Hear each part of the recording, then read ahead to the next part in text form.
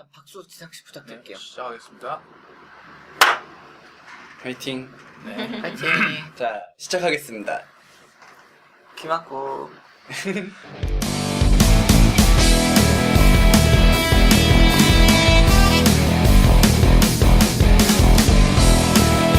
여기는 각종 장르에 대해 규칙 없이 이야기하는 북카페 크로스 카운터!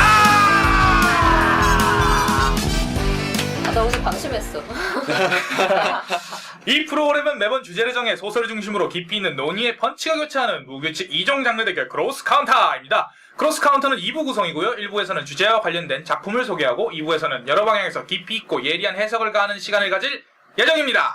예정입니다. 네, 맞습니다. 주제가 뭐죠? 이번 주제는 얼음입니다. 얼음 땡. 땡!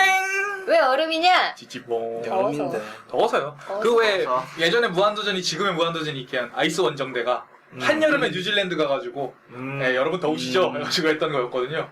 더우시죠? 네, 이거였기 때문에 저희도 해봤습니다. 더우니까. 네. 저희도 지금 SF 도서관 에어컨을 빵빵 쐬면서 네. 빵빵 쓴다기에는 법정 온도 준수하고 있는데요. 네. 법정 냉방 온도. 저희 아이스크림 먹고 녹음하고 네. 있어요. 네. 네, 아이스크림 맛있었어요. 그러면 자기소개 예, 들어가겠습니다. 권입니다. 안녕하세요. 크로스 카운터의 중심을 맡고 있고요. 맨날 중심을 맡고 있다고. 다른 소개가 별로 없어지네, 점점. 정말 좀 중심이라.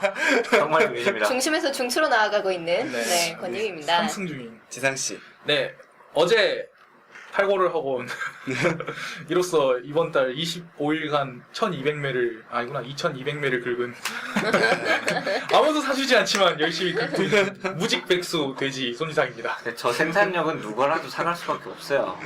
네, DC. 네. 저도 어제 생산.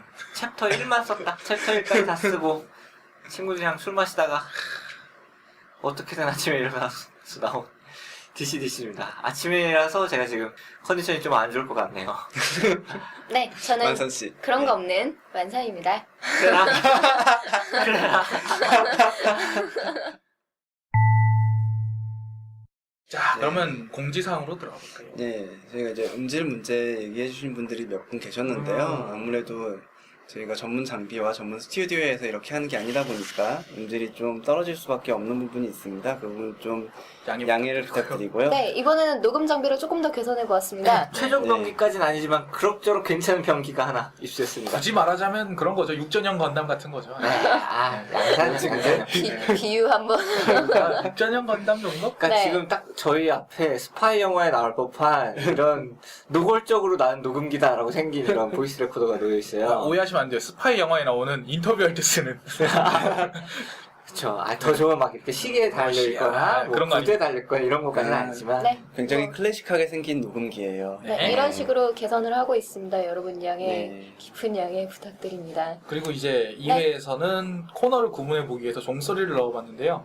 네. 좋았어요. 네, 저는 저는 되게 좋았습니다. 좋았어요. 예전에 이제 한 지인분이 좀 종소리 같은 게 좀 중간에 네. 구분하는 게 있으면 좋겠다 생각했을 때 음악이나 이런 걸 넣으면 좋긴 하지만 그렇게까지는 좀 너무 거창하고. 거창 이전의 문제예요. 이제 편집도 다양한 어렵고. 길이가 너무 길어져. 길이도 그렇고 이제 다양한 효과음을 이렇게 좀 몇 가지 찾아봤는데 그 효과음들을 심플한 좀 건. 찾아보다가 보니까 아무래도 그냥 종소리 넣는 게 제일 편하더라고요. 네. 깔끔하고. 네, 나중에 제가 직접 인트로를 작곡해서 넣겠습니다. 네. 기대할게요. 칩튠으로. 네. 예. 좋네. 그러면 공지사항 끝났고 다음. 예. 뭐 다음 어제 코너 뭐 봤니? 들어가겠습니다. 띵. 띵. 띵. 어제 뭐 봤니?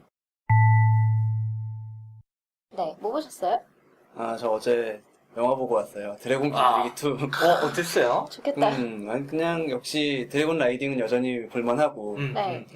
그리고 이제 오늘 주제하고도 좀 연관이 있는데 오. 아이스 브레스를 뿜는 용이 나오더라고요. 오. 그리고 아무튼 네. 그러니까 1편이 어린이에서 이제 유아기를 벗어나는 어린이나 혹은 거기서 이제 좀 이렇게 성장하는 내용에서 이제 어른이 되는 그런 거에 대한 얘기고 3편 나올 것 같아요, 내가 보기엔. 알겠습니다. 약간 그거네요. 전 얘기만 들었는데 스타워즈 그 제국의 역습처럼 약간 무겁고 어른스럽고 약간 그런. 근데 그렇게 무겁다는 느낌은 안 들은. 물론 네. 약간 그렇다고 약간 들을 수 있어요. 예. 네, 그다음에 지상 씨. 저는 아이노콜이다. 감각의 집을 봤습니다. 네, 아베 사다 사건을 다룬. 이게 정말 우리 고등학교 때 저는 그때 이런 데 관심이 없었기 때문에 하드코어 포르노나 뭐 이런 거에 네, 관심이 네. 없었기 때문에 뭐야 찌질하게 네, 감각이 고등학교 때가 아닐걸요 이게? 중학교 때가? 초등학교 때예요. 아니 그러니까 초등학교 중학교 때예요. 이 영화가 나이 나온 것 자체가 아니라 개봉된 이렇게 쇼킹한 네. 게 있다라고 이거 소개된 게 대중문화 플리곤이 99년 이후니까 네, 99년이니까 제가 기억으로는 근데 이게 뭐 제가 무삭제판으로 봤기 때문에 정말 적나라하게 나왔는데 아 그랬습니다. 아 그렇구나. 결국 사랑이란 건 자기를 포기하는 내용 그런 것이 그 과정이 사랑이구나 뭐 일단 생각하면서 전혀 흥분 없이 담담한 눈으로 내가 이 작품에 대해서 알고 있는 건 남성의 성기를 잘라다가 넣고 다닌다 이거밖에 아 그건 실제 사건이에요. 네. 아베사다 사건이라고 해서 남성의 그 성기랑 고환을 잘라서 네, 들고 네. 다니는 여자가 네, 잡혔던. 알겠습니다. 한번 꼭 보시기 바랍니다. 순애물이에요. 알겠습니다. 왜 성인만.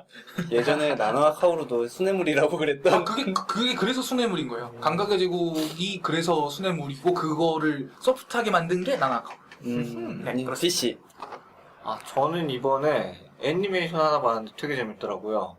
만화로도 나온 건데 월간 소녀 노자키군이란 거예요. 월간 네. 소녀. 소년들 군이야? 그러니까 일본은 일본 그렇구나. 우리나라 아니 그게 아니에요. 뭐냐면은 군대인가? 고등학교 이야기인데 네. 여자애가 좋아하는 남자애가 있어요.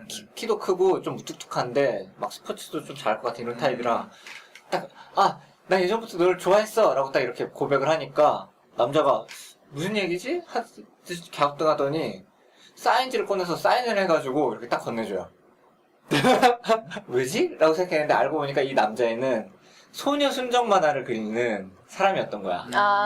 그래서 좋아했어요를 작가로서 좋아했다라고 착각을 하고 고백을 팬심으로 착각을 한 거예요. 그래서 사인해가지고 주고 얘도 엉겁결에 사인을 받았구나. 네, 나 이거 봤어. 이거 재밌어. 재밌던데 이거.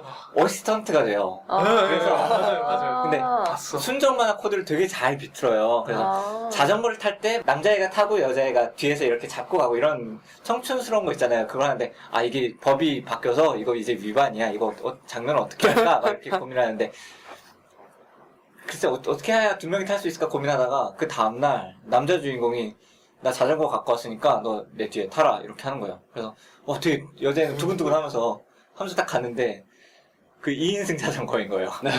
같이 밟아야 안장이 두 개 있는 거. 그래서 불법이 아니다. 이렇게 쭉 타고 가면서 어때? 이거 어때? 어떤 기분이니? 라고 하니까 소풍 기분이라 좋습니다. 멀잖아 그거.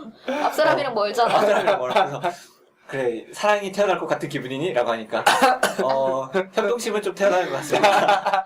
전우이가 태어나네. 네. 이런 식으로 순정 만화 코드를 되게 잘 비틀고 연출도 좋고 네. 요즘에 완성 괜찮은 것 같아요. 저는 방랑의 에만원을 드디어 봤어요. 괜찮죠? 사실 그 소설로는 탐정 매뉴얼을 보고 있었는데 이건 아직 다 못 봐서 넘어가고 그 방랑의 에만원이랑 추억의 에만원으로 출퇴기증 네, 작가 출퇴근지 작가. SF 소설 원작으로 해서 만화 나온 게 있는데 뭔가 그 전생의 기억을 갖고 다시 태어나는 그러니까 여자의 이야기. 생물의 시초부터의 기억을 갖고 있다는 어... 그런 여자애가 이거 펑크날 텐데. 있는데 미소녀라서 죽은 게 노출 자주 하고 미소녀라서 노출은 거기서 왜 나와? 막 괜히 막 옷 잘 안 입고 있어요. 옷 벗고 그냥 수영하고 네. 아마 그거 대자연이구나. 대자연의 순수함을 강조하기엔 그러면 더블 제터 만나면 프리랑 풀트 같은 거죠. 그러면서 어린 소년이 그걸 보면서 두근두근하고 어린 소년이랑 같이 벗고 이렇게 수영하고 이게 무슨 토미노 시츄에이션. 근데 SF 얘기가 그러니까 SF 소설이고 일본에서의 소설 얘기지만 그러니까 그런 분위기가 풍겨서 꽤 잔잔하고 괜찮은 만화였어요. 그러니까 SF 분위기가 풍겨서가 아니라 SF를 좋아하는 사람이 이제 그걸 요소들을 집어넣은 그리고 잔잔한 수스타 켄지였죠? 네. 그걸 그렇게 굳이 이렇게 부연 설명 안 해도 돼요. 말이 부정확해서 제가 너무 벗었다는 걸 강조해서 그런 거였구나. 물론 그것도 좋습니다. 풍문으로 들었어. 공문으로 들어왔어. 아니 나 이거 따라 불렀는데 이거 편집됐더라. 내가 너무 못 불러가지고 편집하셨어 권님이. 내가 그거 자를 곳을 못 찾아가지고. 네, 비블리오 미안합니다. 바토르. 네, 비블리오 배틀 여전히 8월 17일 예정인데 이거 뭐 나가도 여전히 8월 17일 안 됐죠? 네. 네, 그렇습니다. 8월 17일 시민청입니다. 여러분 많이 찾아주십시오. 몇 시에요? 오후 몇 시였죠? 2시였나? 2시. 야. 네, 2시. 어이쿠. 아이고. 네.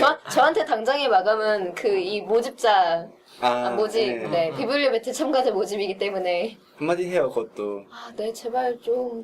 여러분, 기회예요, 기회라고. 여러분, 만인 앞에서 여러분의 사랑을 증명받을 수 있는. 난 비토해야지. 네, 네. 재밌을 거라고 생각합니다. 네, 많은 관심 부탁드립니다. 네. 8월 17일 오후 2시에 시민청 지하 태평홀에서 네, 예, 합니다. 많이 구경 오시고요. 그리고 그 다음에 국립과천과학관에서 SF2014가 개최된다고 합니다. SF2014. 예. 뭐 하는 거예요, 이게? 어떤 행사죠? 영화제 그리고 전시 이런 것도 하고 그리고 이번에 2001 스페이스 오디세이 아, 네. 틀어주더라고요. 그리고 네. 땡기는 기획이 하나 있었는데 플라네타리움을 이용한 영화 상영이 있대요. 이거 신기하더라고요. 아, 어떻게 될지 전 상상이 안 가긴 하는데 플라네타리움 자체가 원래는 일종의 이제 영화니까. 구형의 네. 스크린이니까 그걸 가지고 네. 영화를 상영한다는 게 불가능할 것 같진 근데 않지만 화면이 왜곡되지 않을까? 아마 그런 걸 거예요. 그 전용으로 뭔가 영상 찍지 그러니까 않았어요? 왜 점점 왜 그 지구 조그만 거 보여주다가 카메라 뒤로 쭉 빠지면서 그래. 지구 보여주고 음악이 그런 그런 영화? 영화일 거예요. 네. 그거 원래 그런 거 원래 있잖아. 있는데 아, 근데 그거 플라네타리움에서 본다는 게 좀 특별한 네. 그런 네, 거예요. 그걸 거예요. 무엇보다 누워서 볼 거 아니에요, 그럼? 좋다. 진짜 눕는 거 좋아한다. 왜? 공감 간다. 공감 간다. 네.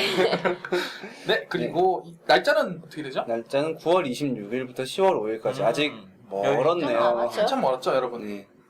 다음 회차 때도 한번 얘기할까요? 그리고 이번에 올해의 뭐 SF 해가지고 아, 네. 영상물 그리고 소설 그리고 만화 네. 세 가지 분야에서 뽑는다고 하더라고요. 시상식을 한대요.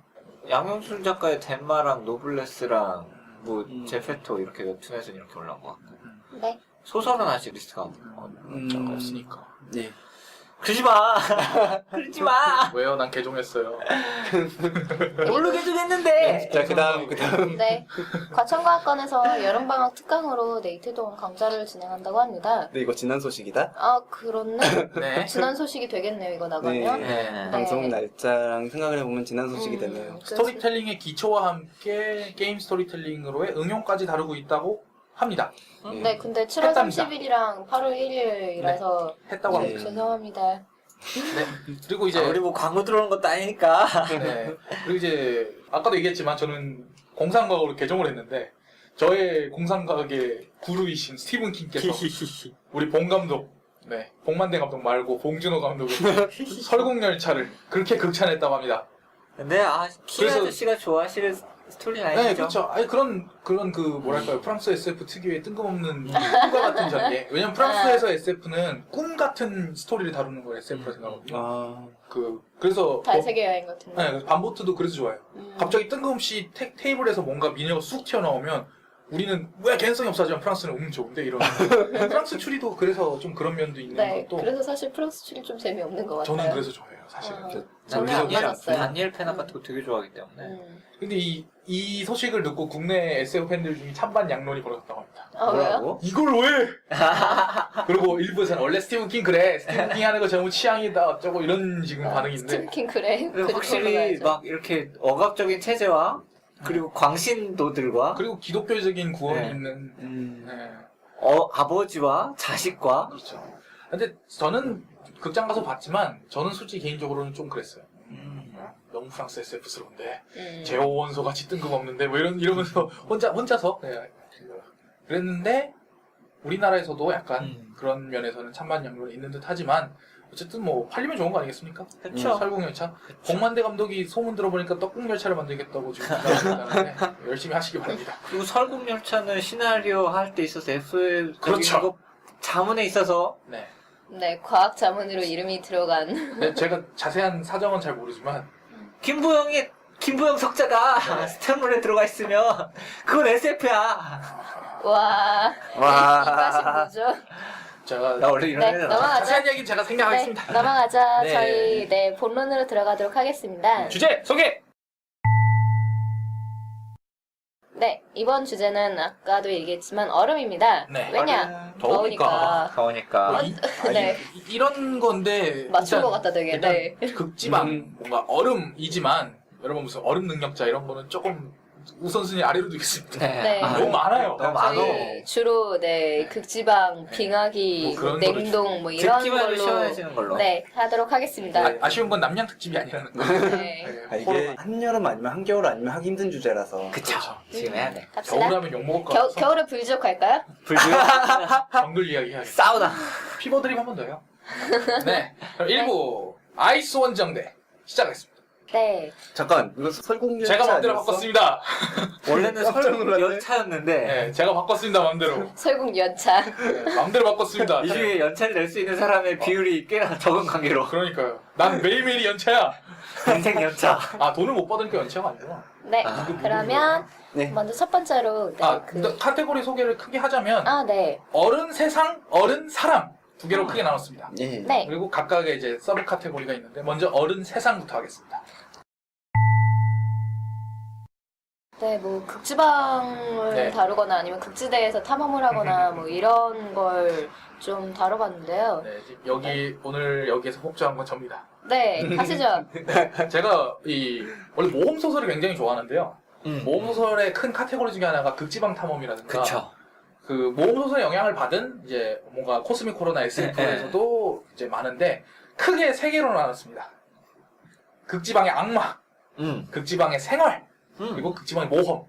차이가 뭐냐면 생활은 말 그대로 거기서 사는 거고 모험은 거기에 휘말리는 그런 걸 배경으로 모험 일시적으로 그 차이가 있는데 먼저 이제 악마를 얘기하자면 이건 이제 저랑 디스님이 좋아하는 가장 먼저 얘기하자면 존 W 캠벨의 Who Goes There? 거기 누구요? 라는 단편을 영화화한 하워드 혹스가 이런 걸 했다니라고 싶기도 한데 하워드 혹스의 The Thing from Outer World 라는 게 있습니다. 1951년 영화. 네, 극지방 이거 구하려면 구할 수도 있어요. 왜냐면 아마 제 기억으로 퍼블릭으로 풀린 걸로 알고 있습니다. 확실하진 않아요, 여러분. 전 거기 누구요가 이렇게 영화화된 줄은 몰랐었네요. 네, 그러니까 기본 아이디어만 따왔어요. 단편이기 때문에. 네, 거기 누구요도 번역돼 있습니다. 네, 여러분. 번역되어 있습니다. 그러니까 간단히 얘기하면 극지방 탐험하고 있는 과학자들한테 갑자기 괴물이 나타난다. 뭔가가 나타난다. 외계에서. 나는 더 띵이란 것만큼 철학적인 제목이 없는 것 같아. 근데 사실은 저 원제 어감 뉘앙스로만 보자면 뭔가 그것, 뭐 물 자체 이런 의미보다는 그냥 거시기. 아니, 뭔가. 애초에 물 자체 그러니까 그런 거긴 하죠. 아. 네, 더 띵이 셀프니까. 네. 그렇긴 한데 이게 이제 존 카펜터가 약간 더 고어하게. 그쵸. 물론 하워독스 것도 몸이 전체가 불타는 듯한 불타는 게 아니라 불타는 그런 장면이 있긴 한데 더스팅에선 더더욱 이 신체 변형에서도 다르지만 저 신체 변형이 일어납니다. 심각할 정도. 걔들한테서 막 촉수가 나와가지고 그렇죠. 이렇게 하기도 하고. 저기 거시기가 있어 뭐 이런 거예요. 네, 일본 이 80년대 신전기 바이올런스 스플래터에 엄청난 영향을 줬습니다. 그래서 우주가족 칼빈슨이라고 아사리 요시토의 SF 아, 만화가 네네네. 있는데 거기에도 영화관이 있고 영화관 주인이 있는데 강아지 모습이요. 귀여운데 무슨 일만 생기면 내장에서 이렇게 촉수들이 이렇게 푹 네네. 튀어나오고. 그 영화 애니메이션 요수도시 키쿠치 히데유키 원작의 요수도시 저 수병위인 풍첩의 감독이 만든 건데 거기서도 그 이미지가 나와요. 그런 이미지가. 그 이유는 여기서 나온 겁니다. 기생수도 어느 정도 영향을 그렇죠. 받지 않았을까? 촉숨으로 시작하고 좋다. 그리고 이제 간단하게 건드리기만 하고 넘어가자면 딘쿤츠가 무명 시절에 썼던 SF 아이스바운드라는 게 있는데요. 이건 뭐냐면 남극에 있는 얼음을 채취해서 그 물로 만들려고 하는 과학자들이 얼음 채취하다가 갇혀요, 얼음 속에. 네. 근데 그 안에 시한폭탄을 이미 선취해놨기 때문에 곧 있으면 터집니다. 근데 하필이면 그 안에 있는 과학자 중에 하나가 그 흑인도 있고 막 백인도 있고 그래서 인종차별 이런 문제로 서로 사이가 좀 안 좋았었는데 편집증에 걸려서 미쳐서 살인을 저지르기 시작해요. 갇혔는데 곧 터지는데 도망갈 데도 없고 살인마가 있고. 참고로 베스트셀러 쓰는 법이라는 책에 잠깐 인용이 나와 있습니다. 그리고 네. 이런 게 나오게 된 또 하나의 원조로 러브크래프트. 광기의 산맥. 꼭 가야죠, 이거는. 가야죠. 이건 정말 극지방 모험하는 이런 이야기고 모험소설에 이런 걸 그대로 따도 생각해요. 그렇죠. 모험소설 가서 새로운 종의 생물을 발견하고 이런 새로운 생물을 가져와서 우리가 뭐라고 해야 될까? 영웅이 되겠다라는 그렇죠. 이런 걸로 시작하지만 근데 끝이 다르죠. 러브크래프트니까. 그리고 사실은 실제로 이런 사람들이 더 많았을 거예요. 네, 그래서 실제로 극지방 조난 다음에 죽고 이런 게 훨씬 많아요. 러브크래프트를 그런 점에서 포스트 모던하다라고 다루는 사람들이 많더라고요. 그리고 SF로 보는 사람도 네. 많고요.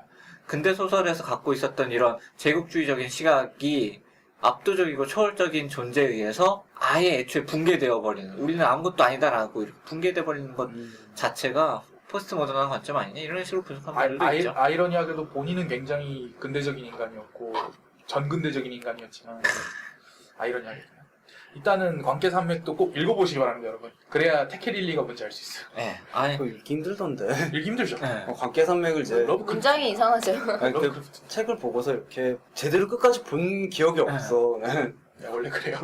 이것도 뭐 더싱처럼 이상한 괴물의 무언가를 발견하고 네. 이걸 근데 그 괴물이 문제가 아니라 딴 괴물이 네. 문제라는. 해부하고 조사를 하는 이런 근대적인 시야로 이렇게 그렇죠. 관찰을 하려다가 재난을 마주하고 인류 역사를 다시 돌아가게 되는 이런 이야기죠. 그 다음은 극지방의 생활인데요.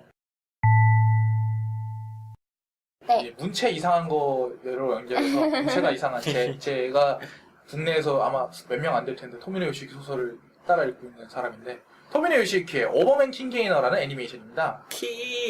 킹드 게이너 몇 가지만 할게요. 메탈 오바마까지만 할게요. 네.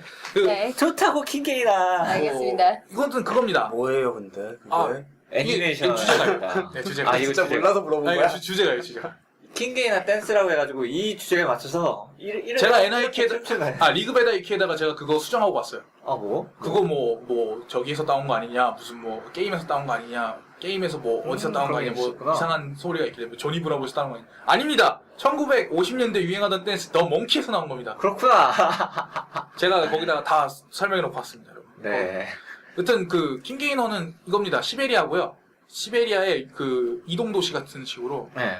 열차에 이게 도시 전체가 실려서 네, 돔 형태로 돼 있어서 너무 극한의 상황에서 이겨내기 위해서. 근데 얘네들이 저 먼 곳에 있는 야판, 야판 자태, 자태. 남쪽 따뜻한 곳으로 가려고 한다라는 네. 그런, 그래서 그걸 막으려고 한다, 뭐 그런 내용의 이야기인데, 이 우울증에서 치료되셔서 밝아지신 토미노 요시키가 네, 굉장히 모에가 뭔지 직접 보여주시는. 본인이 그랬어요. 왜 그림체만 가지고 모에를 얘기하려고 그래? 모에는 성격이야. 나라면 그렇게 표현 안 해라고 공주님한테 그런. 그래서 아나스타샤 이야기에 대한 변주예요. 그렇죠. 오. 네. 그래서 엑소더스를 한다고 하면서 아나스타샤 공주가 이끄는. 신하들과 함께 이렇게 따뜻한 곳을 찾아.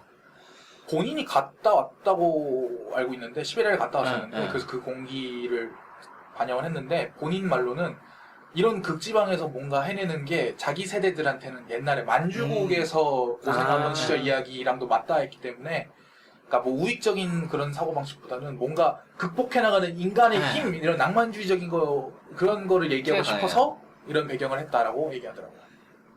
적들의 진영의 이름이 되게 멋있어요. 시베리아 철도. 네, 시베리아 철도 멋있어요. 되게 그러니까 멋있어요. 철도를 관리하기 때문에 너희들은 거기에서 계속 극지방에 갇혀 살아야 된다. 그거랑 비슷해요. 저기 너희들은 철도로 연결되어서 듀나의 그 횡단 태평양 태평양. 도 비슷한 그- 세계관이에요. 음. 그 철도, 네. 철도 연결돼서 철도 관리하는 회사가 짱 먹고 있고 네. 그런 설국열차도 이렇게. 네 영향을 받았다는 얘기도 있는데 오버맨 킹게이너라는 제목에서는 생각할 수 없는. 아 그게 오버맨이 저거예요. 오버맨씨 아. 당연하지. 우와. 슈퍼맨도 그렇고 오버맨도 그렇고 다 그거 오버맨씨예요. 아니, 진짜 대놓고요. 네.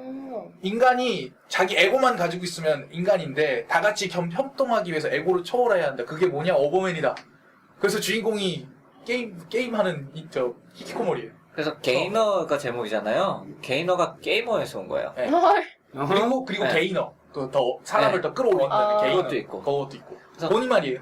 자기가 킹 게이너라고 이거는 자기 아이디예요. 인터넷 아이디. 게임 아이디. 아이디를 로봇 코드로 등록을 시켜버려서 킹왕짱 손지상 이런 식으로 이런 수준의 네이밍인 본인 거지. 이름도 게이너고 나는 왕이야 이러면서 나 게임 되게 잘하는 왕이야 이러면서. 실제로 게임을 워낙 잘해가지고 되게 잘 써. 히키고모리 소년이 멋있는 어른을 만나 성장하는 이야기이기도 합니다. 네. 이거는 되게 건강하고 되게 재밌어요. 엄청 의외다. 토미노 요시키 이런 멀쩡한 것도 썼군요. 그렇게 아니 반대. 멀쩡하진 않아. 멀쩡하지 않아요. 그래요? 아, 그래요? 막 나중에 선생님 되는 여자가 있는데 시베리아 철도 아제트. 공작원이 있는데 네. 빨간색 본디지 패션으로 나타나질 않나 초반부터. 그리고 어머. 주인공이랑 동거를 시작하면서 우리는 이제 가족이야. 가족이니까 너도 본디지 입어야 너도 돼. 본디지 입어야 돼 하면서 강제로 입히려고 그러고. 왜냐면 토미노 요시키가 SM 매니아이기 때문에 SM으로 유명한 사람에게 시켰다고 합니다. 근데 이 여자는 정말 멋진 여자예요. 아, 주인공이 멋지죠. 혼자서 히어로를 하고 있으니까 너희들 쪽팔리지도 않냐? 저런 꼬마에게 이걸 다 떠넘기고 하면서 어른들의 엉덩이를 걷어차면서 같이 여기서 싸우고 여자들이 다 쫓아가는 걷어쳐. 8살짜리, 10살이었나? 그쪽에서 꼬마애가 아나이메가 막 그 어른들한테 나이 현인이라 불리는 어른들한테 막 설교해요. 그딴 식으로 하니까 네. 이게 안 되는 거라고 막. 그리고 자기가 인질로 납치되니까 감히 당신은 이렇게 강한 힘을 갖고 있으면서도 어린아이를 납치합니까? 이러면서 막 이렇게 덤비는. 뭐지? 멋있어요. 좀 뜨거워졌는데 좀 진정하고 제가 네. 진정할게요. 네, 이런 분량이 너무 길어지니까. 재밌을 것 같습니다. 애초에 네. 왜 정말 그럼 재밌는 이런 정말 작품- 추천합니다. 애초에 왜 이런 작품이 나왔느냐? 그 당시 그런 유행했던 게 있었던 게 있었어요. 그런 극지방을 탐험하고 뭔가 인간의 그 가능성을 시험하고 하는 시기가 19세기에 있었는데 잭 네. 런던이라는 우리나라에 아, 왔었던 네. 그 유명한 작가가 네. 그 상반된 모순된 인간이 야성의 부름, 콜 오브 와일드. 네, 저는 네. 황야가 부른다로 기억하고 네, 있네요. 황야가 부른다. 야성의 부름. 옛날에 그렇게 번역됐었던 거랑 늑대개라고 번역된 화이트팽이. 아, 네, 늑대계 영화도 재밌죠. 나왔죠. 네, 근데 이게 늑대개랑 화이트팽이랑 다른 책 아니에요? 아니에요. 같은 책이에요. 그러니까 이제 잭 런던이 실제로 가난했기 때문에 이런 알래스카라든가 극지방에 실제 일을 했었는데 그때 네. 본 그 늑대개를 보고 만든 게 늑대개인데 음. 화이트라는 말 자체에 인간에게 길러졌었던 순수한 백구의 의미가 있고 팽은 야성, 늑대의 의미가 합쳐져서 일종의 상징으로 화이트팽, 늑대개인 거예요. 근데 이걸 하얀 엄니, 뭐 하얀 송곳니 이런 식으로 번역을 했어요. 일본에서는 시로이 키바 이렇게 네. 오, 네, 그거는 배가 한자로. 그거는 나루토에 나오는 그게 카가시 선생님의 아버지 이름이잖아. 다 그게 그래서 그런 거예요. 예.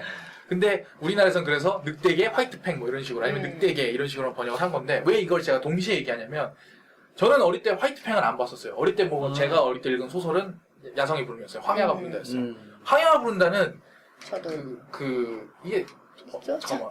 미국에서 잘 사던 집안의 개가. 그 큰 개가 네. 납치당해서 납치당해서 그러니까 팔렸는데 개썰매를 끄는 개가 되는데 거기서 막 약육강식에서 살아남고 어른이 돼서 결국에 거기서 자리 잡지만 다시 주인에게 돌아간다. 아니요. 주인이 부르는데도 거기서 잘 주인이 생겼었는데 주인이 죽어요. 죽고 나서 아, 네. 야성으로 돌아가요. 네. 근데 반대예요. 화이트팽은. 음. 이거는 늑대였던 개가 음. 그 저기가 되는 거예요.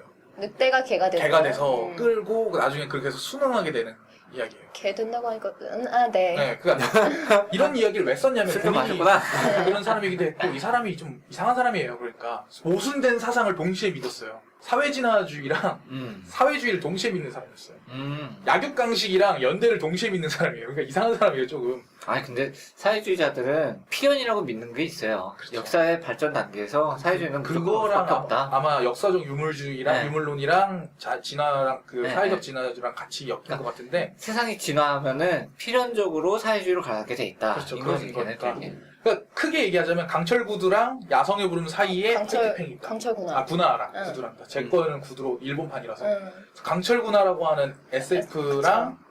그리고 야성의 부름이라고 하는 작품 사이에 늑대개가 있다라고 생각하시면 될 것 같습니다. 저는 상반된 작품들인데요. 꼭 읽어보시기. 저는 어렸을 때 트라우마가 있어요. 뭐가 있냐면은 스누피를 봤는데 스누피 애니메이션을 보는데 스누피가 찰리 브라운이랑 되게 행복하게 잘 살다가 찰리 브라운 까고 놀면서 행복하게 살다가 이거 늑대개 이야기처럼 납치되는 거예요. 납치돼가지고 북극을 이 비글이 이 수정을 이렇게 끄는 거야. 근데 당연히 옆에 있는 이런 시베리안 그렇죠. 허스키들은 되게 싸납고 성질 나쁜 애들이니까 얘는 계속 쭈구리로 있고 계속해서 욕먹고 그러다가 스누피가 한번 폭주를 해요. 성격이 엄청 나빠져가지고 너희들 다 죽여버릴 거야 이런 식으로 날뛴 다음에 얘네들을 다 눈빛으로 기선제압을 하고 혼자서 고기를 뜯어먹는 장면이 나와요. 근데 그 장면이 나한테 너무 슬픈 거야. 그런 게 있었어요? 애니메이션이 한 편 있었어요. 아. 근데 난 그걸 보면서 너무 슬픈 거야. 저 착하던 스누피가 성격이 저렇게 나빠져가지고 혼자서 너무 쓸쓸하게 그것도 막 이렇게 주위를 이렇게 욕해가면서 이게 아마 생활 환경이 차일 거예요. 저는 그 스누피 같이 살았기 때문에 쭈구리로 저는 그걸 보고 통쾌해. 나도 전화해야지 이랬을 거예요. 저는 그렇게 살았어요. 그러니까 통쾌한 장면이기도 하죠. 근데- 왜냐면 억압받았다가 이게 그렇죠. 하는 거니까. 근데 나는 그래도 슬프더라고. 이거를 제가 왜 꼭 보시라고 그러냐면 되게 아동판으로 쉽게 번역되어 있기 때문에 그렇구나. 아 화이트팽이요? 둘 다예요. 야성의 부름. 그쵸? 그 저 사실 완역본 아동판으로 저도예요. 봤어요. 이 잭 런던을 읽으면 물론 끝나는데 조금 몇 개 덧붙이자면 간단하게 얘기하자면 저번에도 얘기했는데 제가 잘못 얘기했더라고요. 부활의 땅이라 그랬더라고요. 부활의 날이에요. 부활의 땅은 다른 거죠. 다른 거예요. 예. 코마츠사케의 부활의 날은 이것도 극지방인데 이것도 그 비슷한 게 이거는 전에도 말씀드렸으니까 세균 변기를 만들다가 실수로 치명적인 감기가 만들어져서 그게 스파이가 그걸 빼내다가 퍼져서 남극 극지방에 있는 사람들이랑 그 원자력 잠수함에 타고 있는 사람만 살아남고 다 죽어요. 그래서 어떻게 인류가 살아남아야 되냐 뭐 그런 이야기고 극한의 상황에서 사고 실험을 하기 위해서 극지방에 두는 경우도 있다라는 얘기를 하고 싶어서 그런 건데 뭐랄까요 그 SF 중에 폴리티컬 픽션이라든가 뭔가 사변 소설 같은 느낌으로 혹은 어떠한 주의나 사상을 상징적으로 표현하기 위해서 극지방을 두는 경우가 꽤 많은 걸로 알고 있어요. 왜냐하면 극한의 상황이기 때문에 일반적인 윤리관이 통하지 않는 재난물이랑 비슷한 맥락인 그쵸, 거죠. 재난물. 그러니까 월드 오브 투모로우도 월드 오브 더 데이 오브 오브 투모로우. 네, 네. 그것도 그렇죠. 근데 거기에 그런 깊이 있는 사변이 있었나요? 네, 아무튼 이제 SF 얘기 나오고 사변소설 얘기 나오니까 어실러 르긴 그 어둠의 왼손 떠오르는데요. 이제 어둠의 왼손 배경이 행성 겨울. 그러니까 지구인이 외계 행성에 가서 그 문화에서 그러니까 거기 행성 겨울에 있는 사람들은 이제 성이 없잖아요. 네. 무성이다가 이제 그런 우리로 따지면 이제 성이 변화하는 성이 시기가 변하는 있죠. 시기가 있게 뭐랄까 성전환? 2차 성징 같은 게 일어나는 그게 게 일시적으로 이렇게 마치 그 여자들 생리하듯이 생기는 발정나는 그러니까 네, 발전기는 아닌데 발전기는 아닌데 성이 이제- 변하는 데는 그래서- 일시적으로 변하는 데는 그래서 이제 시기가 거기 있어요. 보면은 그 주인공은 이제 남성이잖아요. 주인공이 남성이 인간이 내려가 있으니까 너는 성 도착자 아니냐. 성 도착자라고 이렇게 그렇게 인식을 하는 거예요. 왜냐면 얘는 항상 이렇게 항상 남자의 성기를 가지고 네. 있으니까. 아무튼 뭐 이거는 그 이게 주변 얘기고. 제가 알기로는 그리고- 11인이 있다도 여기에 영향받아서 만든 걸로 알고 있어요. 그래요? 네. 거기도 이렇게 성이 변환되는 종류의 예. 외계인이 여주가 주인공 나오니까. 그 11명 중에 네. 10명 중에 10명 중에 있어요. 네. 네. 그래서 아시아라의 저택의 주민들에 나온 대사인데 연간 발전기인 동물은 인간밖에 없더군요 라는 실제로. 단어가 대사가 있죠. 사실은 하나 더 있긴 한데 보노보라고. 오, 유인원이잖아, 걔들도. 가깝잖아, 우리랑. 그러니까 굉장히 가까우니까. 어둠의 행성 같은 경우에는 일단 그리고 주인공이 흑인이잖아요. 그게 뭐 명시적으로 나오진 않지만 묘사를 읽어보면 흑인인데 그래서 행성 겨울에 그 추운 기후에 더 유난히 더 힘들어하고 네 그런 것도 나오는데요. 그래서 흑형 중에 겨울 운동 스포츠 선수가 적나? 그건 아니에요. 저도 그런 줄 알고 찾아봤었는데 옛날에 그 쿨러닝 보고 찾아봤었는데 그게 아니고 장비가 비싸서. 장비가 비싸서. 그건 맞아요. 그러니까 그 동계 스포츠 미국에 한정된 얘기지만요. 근데 실제로 동계 스포츠 장비들이 하계 스포츠 장비들보다 비싼 것들이 훨씬 많아요. 그렇기 때문에 할 수 있는 즐길 수 있는 환경 자체도 굉장히 한정적이고 그리고 그 환경이 비싼 환경들이야 다. 그러니까 유럽에 알프스 산맥에 별장이 있는 사람이 스키에 잘 타게 되는 건 쉽지만 아니면 거기 그냥 살든가. 그런 비슷합니다. 네. 그리고 이제 네. 뭐 이거에 이어서 북극 허풍담 이야기도 할 수 있을 것 같은데 네. 덴마크 작가인 요른 릴의 북극 허풍담이라는 그 시리즈가 있어요. 이름 이쁘다. 요른. 여기 이름이 다 이렇잖아요. 요르는 근데 이거 스웨덴 와우에 나와. 아 그래요? 스웨덴, 덴마크 이쪽 이름이 다 이렇잖아요. 저번에 보니까 마이클 질렌홀이 자기 질렌홀 아니라고 반쪽 스웨덴이에요. 질렌홀 질렌홀이 그 성이 네. 스웨덴 쪽인데 자기 이름은 이케에서밖에 제대로 발음을 못한다고. 그래서 코난 쇼에서 나와서 뭐라 그랬냐면 자기는 질렌홀이 아니고 일레일루 라고 그랬어요. 똑같이 했어요. 일레일루? 일레일루 그래요. 이렇게 해야 되는데 억양도. 코난 이거 해주니까 오마이갓 한번 더 해줘요. 이름이 요른도 그냥 그렇죠. 요른이 아니라 요른? 뭐 이럴지도 몰라요. 이럴지도 몰라요. 네. 안 예뻐. 뭐야 예쁘잖아요. 요른 이름. 그럴싸하다. 요른 이럴지도 모른다고. 네. 하여튼, 네, 그린란드 북동부에서 되게 띄엄띄엄 살아가는, 그러니까 원주민은 아니고 사냥꾼들, 네, 사냥꾼, 회사의 사냥꾼들 얘기인데, 그냥 되게 어디서부터 어디까지 진짜고 가짜인지는 알 수 없는. 그러니까 허풍담이지. 그리고 되게, 그러니까 척박하고 사람 없고, 그 겨울을, 그러니까 내내 겨울이잖아요. 그 오랜 겨울을 지내야 되는 그런 사람들의 그렇기 때문에 기이한 일상 이야기? 약간 그런 것들이 있어요. 거기서는 일상인데 우리가 보기에는 말도 안 되는 비현실이고 그 저거랑 비슷한 거네요. 그 라틴 아메리카의 마술적 리얼리즘이랑 비슷한. 그런 식으로 이어붙이는 거야? 아니 제가 이어붙이려고 한 것도 아니고 덧붙이려고 하는 거긴 한데 극지방의 모험으로 넘어가서요. 네. 데스몬드 베글리라는 유명한 모험소설 작가가 있는데 우리나라에 번역된 게 하나 있어요. 질주라고 하는. 근데 이걸 왜 제가 얘기하냐면 배경이 그린란드예요. CIA 요원인데 처음 묘사가 뭐냐면 그린란드 여자친구랑 같이 운전을 하고 가는데 그린란드는 사람들이 얘기하는 걸 좋아하고 70년대 당시니까 얘기하는 걸 좋아하고 거짓말하는 것도 좋아해서 거짓말한다는 묘사까지는 안 나오긴 한데 얘기하는 걸 좋아해서 차 안에 거의 대부분의 차 안에 CQ 하는 그 무전기 있죠. 그게 달려서 차 안에서 사람들이 채팅하면서 운전을 하는 야, 거예요. 재밌겠다. 거의 전 국민이 다 같이 그러고 채팅하고 논다는 와. 묘사가 나와요. 아, 재밌겠다. 그린란드 되게 재밌어 이러면서 운전하면서 계속 얘기하면서 가는 그 묘사가 나와요. 그러니까 원래 기본적으로 얘기를 좋아한대요. 그린란드 사람들이 얘기도 좋아하고 라디오가 필요 없는데? 서로 막 그러네. 그래서 아마 제가 알기로는 그린란드가 거의 60% 이상인가가 작곡이나 소설이나 이런 거를 하는 걸로 알고 있어요. 취미로. 워낙 작으니까. 인구 30만인가 밖에 안 돼요. 몰라요. 60만인가? 대부분이 그 중에 한 60% 이상이 그런 걸 한대요. 얘기하고 뭘 만들고 하는 걸 좋아해서 당시에 미국에서도 콤보이라는 영화가 나왔어요. 그 샘 페킨파 영화로. 그것도 내용이 노래가 있었어요. 콤보이라는 제목으로 시큐 하는 사람들끼리 대화하는 내용으로 랩송이 있었는데 그걸 영화화한 게 있었는데 야, 재밌다. 금방 사라졌어요. 미국에서는 인기가. 이거는 트럭 운전하는 사람들끼리 하는 거였어요. 머니까 심심하니까 지금도 해요 그 사람들은. 그린란드는 그냥 차 안에 있어요. 그게 다. 자기네들끼리 대화하고 있는 채팅하면서 운전하는 거예요. 그러니까 왜냐면 눈도 오고 위험하니까 네. 알려줘야 되니까 야, 여기 얼었다 라고 알려주는데 아, 근데 거기 뭐 당신 뭐 하는 사람이야? 아 나 이거 지금 뭐 배달하고 있는데 하고 그냥 얘기를 한대요. 야. 그래서 CIA 요원이 아 뒤에 지금 나 쫓기고 있는데 이거 좀 막아주라. 알았어. 막아주는 추격전을 그렇게 해요. 그러니까 그래서 되게 와 되게 재밌다 이러면서 어떡해. 그린란드에서 2차 창작하면 완전 훈훈하겠다. 완전 훈훈해요. 완전 와, 훈훈했다. 완전 훈훈하겠다, 진짜. 여기 아니에요? 그거 그 장작불 떼는 것만 생중계 하이비전으로 했다는 데가 여기 그거 아니에요? 어디지? 이쪽 이런 쪽 지역 아니었어요? 추운 데야. 추운 데였던 건 줄 알고 잘안 있는데 나네. 이런 지역에 그러니까 뭔가 24시간 동안 장작불 떼는 거 그것도 하이비전으로 네. 70%가 나왔다고 하더라고요. 네, 그러니까 항의 전화 왔다는데 항의 전화 오는 게 장작을 떼는데 왜 그따 이랬더냐고. 배인 부분이 위로 가야 된다. 나머지 반은 아래로 가야 된다. 완전 평화로워.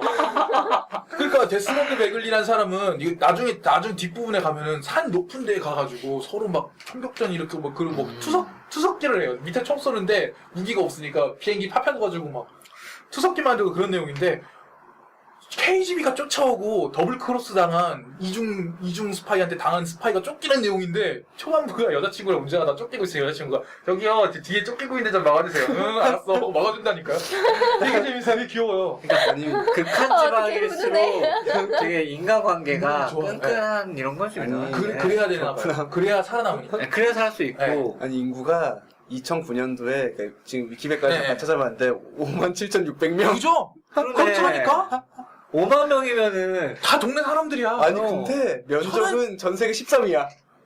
야 인구는 213위. 천안시가 50만이 겨우 여러분 넘어요. 온라인에서 만나요.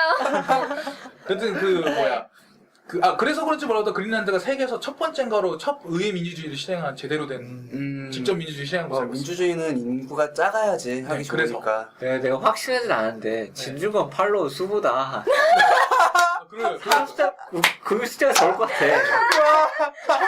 천안이 50만이 넘었다니까요. 이 인재사? 아니 근데 5만 명은 진짜로 서울시에 있는 한 구 네. 인구도 안 아니, 돼. 왜 제가 한 동밖에 안 돼. 한 동. 제가 지금 왜 굳이 천안시를 얘기했냐면 제가 살 때 제가 공익근무할 때 한창 인구 늘려야 된다고 운동을 했어요. 왜냐면 50만이 넘어야 시에서 구를 만들 수 있어요. 아, 그러니까 여기는 구도 못 만들어.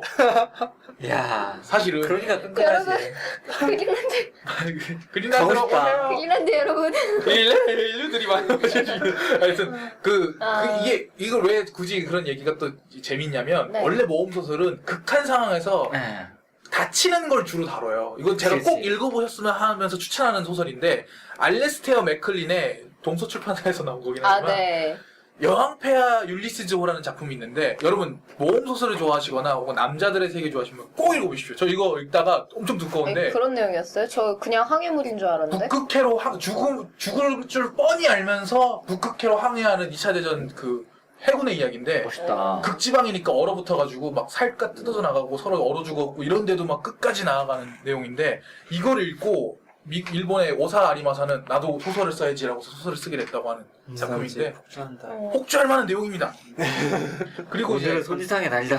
그리고 이제 두 번째로 똑같이 그런 남자들의 세계인 거는 제가 지금 손에 들고 있는데 트리베니언 혹은 트리바니언이라고 알려져 있는 작가가 있어요. 이 사람이 데뷔작 아이거 민벽이라는 걸 아이거 생션이라고 하는 걸 작품을 냈는데 네. 이제 클린트 이스트우드가 영화를 했어요. 이거는 빙벽을 올라가야 되는 뭔가 위에 조난당한 산 위에 조난당한 그 비행기를 구하러 스파이들을 끌고 올라가야 되는 한 남자의 이야기 같은 건데 이제 트레바니언이라고 하니까 꼭 닉네임 같은데. 맞아요. 전- 가명입니다. 트랜실바니아 생각했는데. 그런 걸 풍기게 하려고 일부러 만든 가명인데 이 사람이 엄청 유명한 학자예요. 영문학자. 본명이 이제 죽어서 죽기 전에 알려진 건데 로드니 윌리엄 히테커라는 사람인데 이 사람이 마틴 스콜지랑 똑같은 환경에서 자랐어요. 뉴욕에 막 사람 죽어나가는 깽단 막 있고 하는 그런 데서 자라가지고 인간의 더러운 면에 대한 실망이 있어서 자기 대학 교수 된 뒤로 아마 되게 유명한 대학이었는데 이 사람이 연극학 뭐 이런 거여서 텍사스 대학 뭐 노스웨스턴 뭐 바스크 뭐 이런 데 살면서 썼는데 이 사람이 쓴 작품들은 다 문학성을 인정받는 엔터테인먼트로 유명해졌어요. 그 중에 하나가 시부미입니다. 일본 이름 시부미. 떨변 맛이라는 뜻인데 상하이에서 태어나서 뭐 혼혈에다가 일본의 바둑이랑 뭐 궁도나 이런 걸 배워서 완벽한 남자가 뭐 벌이는 뭐 그런 내용인데 그 죽고 난 뒤 후속작도 나왔는데 그런 주인공이 나올 만한 이야기가 극지방에 어울린다는 거죠. 제가 지금 막 엄청 열변토하면서 얘기했는데 그래도 소설 대부분 두꺼워요. 묘사가 많아서 전문적인 지식이 많아서 그래서 좀 그런데 싶으면 만화로 보시면 됩니다. 소설도 있지만요. 유메마 쿠라바쿠의 신들의 봉우리라는 소설이 원작인데 만화로 타니구치 지로가 만화를 했어요. 지금은 팔렸을지도 모르지만 신촌 알라딘의 전권이 4,900원씩으로 팔리고 있습니다. 신들의 봉우리요? 네. 제가 살려고 했다 비싸서 못 샀는데 결국에 저는 원서만 갖고 있는데 그 소설로만 이거는 실제로 유명한 사건을 배경으로 하고 있어요. 유메마 쿠라바쿠가 그 유명한 작가긴 한데 여러분들은 음향사 비엘스러워 이렇게만 읽을지 몰라도 사실 이분은 유명해지기 전에 메르헨스러운 동화 같은 걸 쓰다가 순정 소설을 쓰다가 하드 바이올런스 오컬트 이걸로 전향한 분인데 이유가 이분이 산악인이에요. 이분이 돈이 없어가지고 아르바이트 물체노동 아르바이트하고 산장 관리인 같은 거하고 실제 산악인이에요. 이분 자체가 몰랐어요. 낚시 좋아하고 산란 좋아해서 맨날 그 뒤에 왜 매점말 같은 거 보면 그 항상 쓰는 말이 지금 저 히말라야 올라가려고 비행기 안에서 원고를 쓰고 있습니다. 그 사람은 다 손으로 쓰거든요. 그러니까 손으로 갈피 갈기고 있습니다. 이렇게 써 있어요.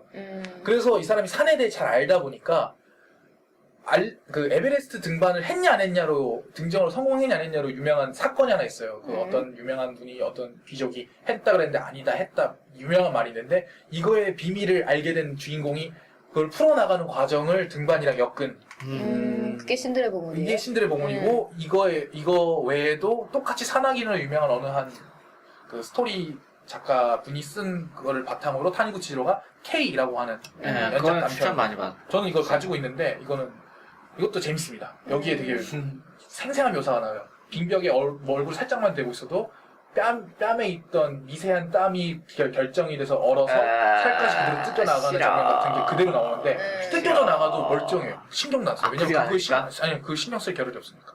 삐끗 잘못하면 떨어져 죽으니까. 몸이 잘려나가요. 빙벽에 부딪히면. 얼음이 날카로우니까. 그리고 바람이 불면 그걸 용이라고 부르는데 이유가 하얀 냉기가 얼음이 져가지고 안개처럼 이렇게 진짜 용처럼 꿈틀거리면서 다니는데 얘가 한번 지나가면 텐트가 그대로 액체지수 부은 것에 냉각이 돼서 들이마시면 폐랑 기도가 다 찢어지고 죽어요. 싫어. 그런 게 잔인하면서 잔뜩 나와요. 그거를 이겨내는 인간의 의지. 중요한 거예요. 인간의 의지로 그걸 이겨낸다. 다니구치 지로 이런 거 그렸어. 원래 이런 거 그리는 사람이에요. 그랬단 말이에요? 유메마 쿠라바쿠의 아랑전이라고 하는 격투 소설이 있는데 시종일관 남자들이 격투만 하는 이거 전권을 다 가지고 있는데 지금은 이타가키 케이스케가 바키 작가가 만화화 시켰는데 타니구치로가 먼저 했었어요. 그건 몰랐어. 그런 고독한 미식가 같은 느낌으로 고독한 미식가는 이 사람의 그런 모습을 미식이라고 하는 좁은 세계에 극한의 길을 주인공이 미식이. 극한의 미식으로 가면 어떻게 되나라는 걸로 만들어진 이야기예요. 아니 고독한 미식가에서 막 그러니까 주인공이 되게 그러니까 미식이랑 전혀 상관없이 막 한때 운동을 했었고 네. 지금도 어디 가서 꿀리지 않고 네. 막 그 뭐지 누가 행패 부리니까 그거 제가 얘기하려고 쫓아보내는 안 하려고 했는데 네. 그걸 왜 했냐면 네. 그건 UWF라고 하는 어떤 격투기스러운 프로레슬링 자체가 생겼을 때 그게 영향을 받아서 유메마크라고 그가 아랑전을 만든 거고 그 기술은 치키닝이라고 하는 팔꺾기 기술인데 그 기술을 보고 만든 게 아랑전 맨 첫 장면이고 그거를 만화화한 게 타니구치 지로라서 그 기술이 뭔지 알아요. 야. 그래서 나오는 거예요? V1 압력이라는 기술인데 그걸 알아요. 그래서 그 장면이 그래서 굳이 그게 나오는 거예요. 그래서 정말 쓸데없이 들어갔다. 이건 무슨 쓸데없지 않아요. 작품이라고 생각했는데 이런 맥락이 있었던 거예요. 맥락이 있어요. 작가로서 가지고 그 인물이 그 시절에 그런 운동을 했다는 건 외국에 살다 왔다는 얘기예요. 러시아에 갔다 왔다는 뜻이에요. 삼보 기술이니까. 그러니까 당시 사람 보면 알아요. 있어 보인다. 게다가 소게이한데? 네. 그러니까 그거 보면 그 사람이 외국 왔다 갔다 한다는 얘기가 나오잖아요. 네. 그러니까 러시아에 갔던 적이 있다는 의미하는 거예요. 그게 소련에 갔던 적이 있다를 의미하는 거예요. 오늘의 부제 손지상 폭주.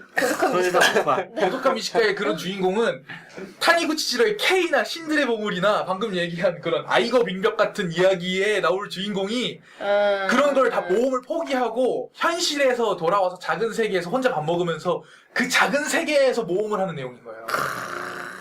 그래서 그렇게 찌질한 거예요. 그러니까 그게 거대한 세계라면 전혀 찌질하지 않을 텐데 작은 세계에서 그런 거 있으니까 찌질한 거예요. 네, 알겠습니다. 폭주했습니다, 여러분. 네. 예. 오늘 잘 나가네, 손지사. 잘 폭주하네, 좋네. 원래 2부에서 해야 될 얘기를 1부에서 하고 앉았고 2부에서 더 진한 얘기 해드리겠습니다. 좋습니다. 네, 이거 말고도 사실 그 빙하기나 극지방이나 극지대에 대해서 얘기를 하면서 그 테라포밍을 다루는 SF 중에 분명히 그런 것들이 좀 있는데 제가 머릿속에 되게 맴도는 단편이 하나 있는데 결국 못 찾았습니다, 제목을. 뭐 테라포밍을 다는 SF라면 모야시몬 같은 것도 있고. 왜요? 진짜요? 테라포밍이에요. 네. 물론 방법이 다르지만 거기서는 이제 발효하는 걸 이용해서 세균을 균과 대화를 하는 걸로. 균을 이용해서 거기 지역을 테라포밍하겠다라는 거고 완선 씨가 얘기하는 거는 뭔가 극지방 얼어있는 행성을 그러니까 그 녹이면 물도 생기고 그러는 거잖아요. 그렇죠. 그러니까 뭐 식물을 전파하고 그렇게 추위에 강한 생물체를 조금씩 그렇죠. 퍼뜨려서 점차 생존이 거주가 가능한 행성으로 만드는 그런 거대 계획을 그렇죠. 다루는 SF가 분명히 아니, 있었는데 많아요. 사실은 아까 얘기했던 아이스바운드도 네. 그런 기술을 현실로 끌고 온 이야기인 거예요. 남극에 있는 얼음을 녹여서 물로 만든다거나 그런 사고 방식의 연장선입니다. 그 테라포밍 등장하는 SF는 뭐 신에게도도 사실은 테라포밍 이 배경이 들어가 있고 약간 있죠. 네, 행성을 하나 행성을 하나 이렇게 인조로 바꾼다는 만든 거니까. 거니까, 그다음 뭐 그러니까 인공적으로 환경을 만든 거니까. 그다음에 이제 지난번에 얘기했던 토탈리콜도 테라포밍에 네, 그렇죠. 대한 얘기가 살짝 결말부가 빙하를 녹여서 그런 음, 테라포밍 시킨다라는 계기를 만들고.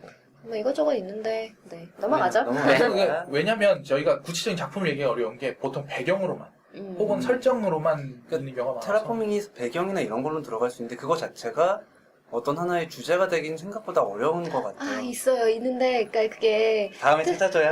찾아줘요. 찾았는데 못 찾았어요. 찾아왔는데 못 찾아 이게 무슨 말이야? 그러니까 찾아봤는데 분명히 국내 번역된 단편집 중에 있었는데 네. 사실 이게 넘어가죠. 단편이라서 더 찾기 어려웠던 것 같은데. 그쵸. 그 저기 빙하기를 따로 다루겠습니다.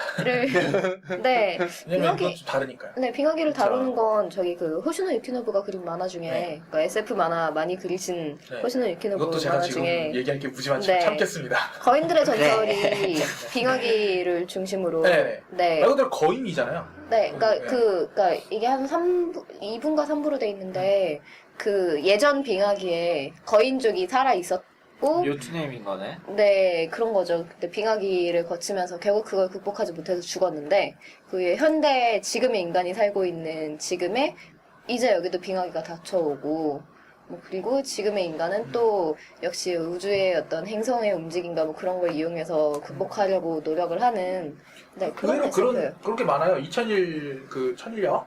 네. 우주야화? 그 왜? 2000의 스페이스 판타지야. 예. 그거에서도 판타지인가? 네. 그 천녀가 안 맞죠. 네, 아이템으로만 나오는데 응. 그 외에 신라건이랑 엮어서 만든 단편 이야기가 있어요. 러시아 쌍둥이가 러시아 쌍둥이가 나오지 않나. 뭐 그런 좋네. 내용인데 거기도 보면 그 반물질이 얼어있는 걸 발견하는 게 나와요. 응?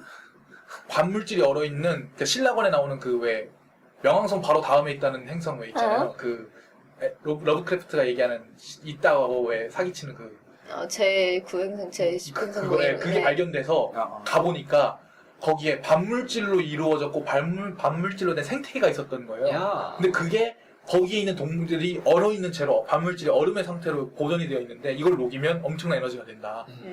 근데 거기 안에 화석이 들어있는데 정말 이 고대의 용과 악마의 모습인 거예요. 그래서 신라고는 사실은 이거를 그 비전으로 보고 만든 게 아니었느냐라는 식으로 해서 이걸 건드려도 되냐. 교황은 건드리지 못하게 해라.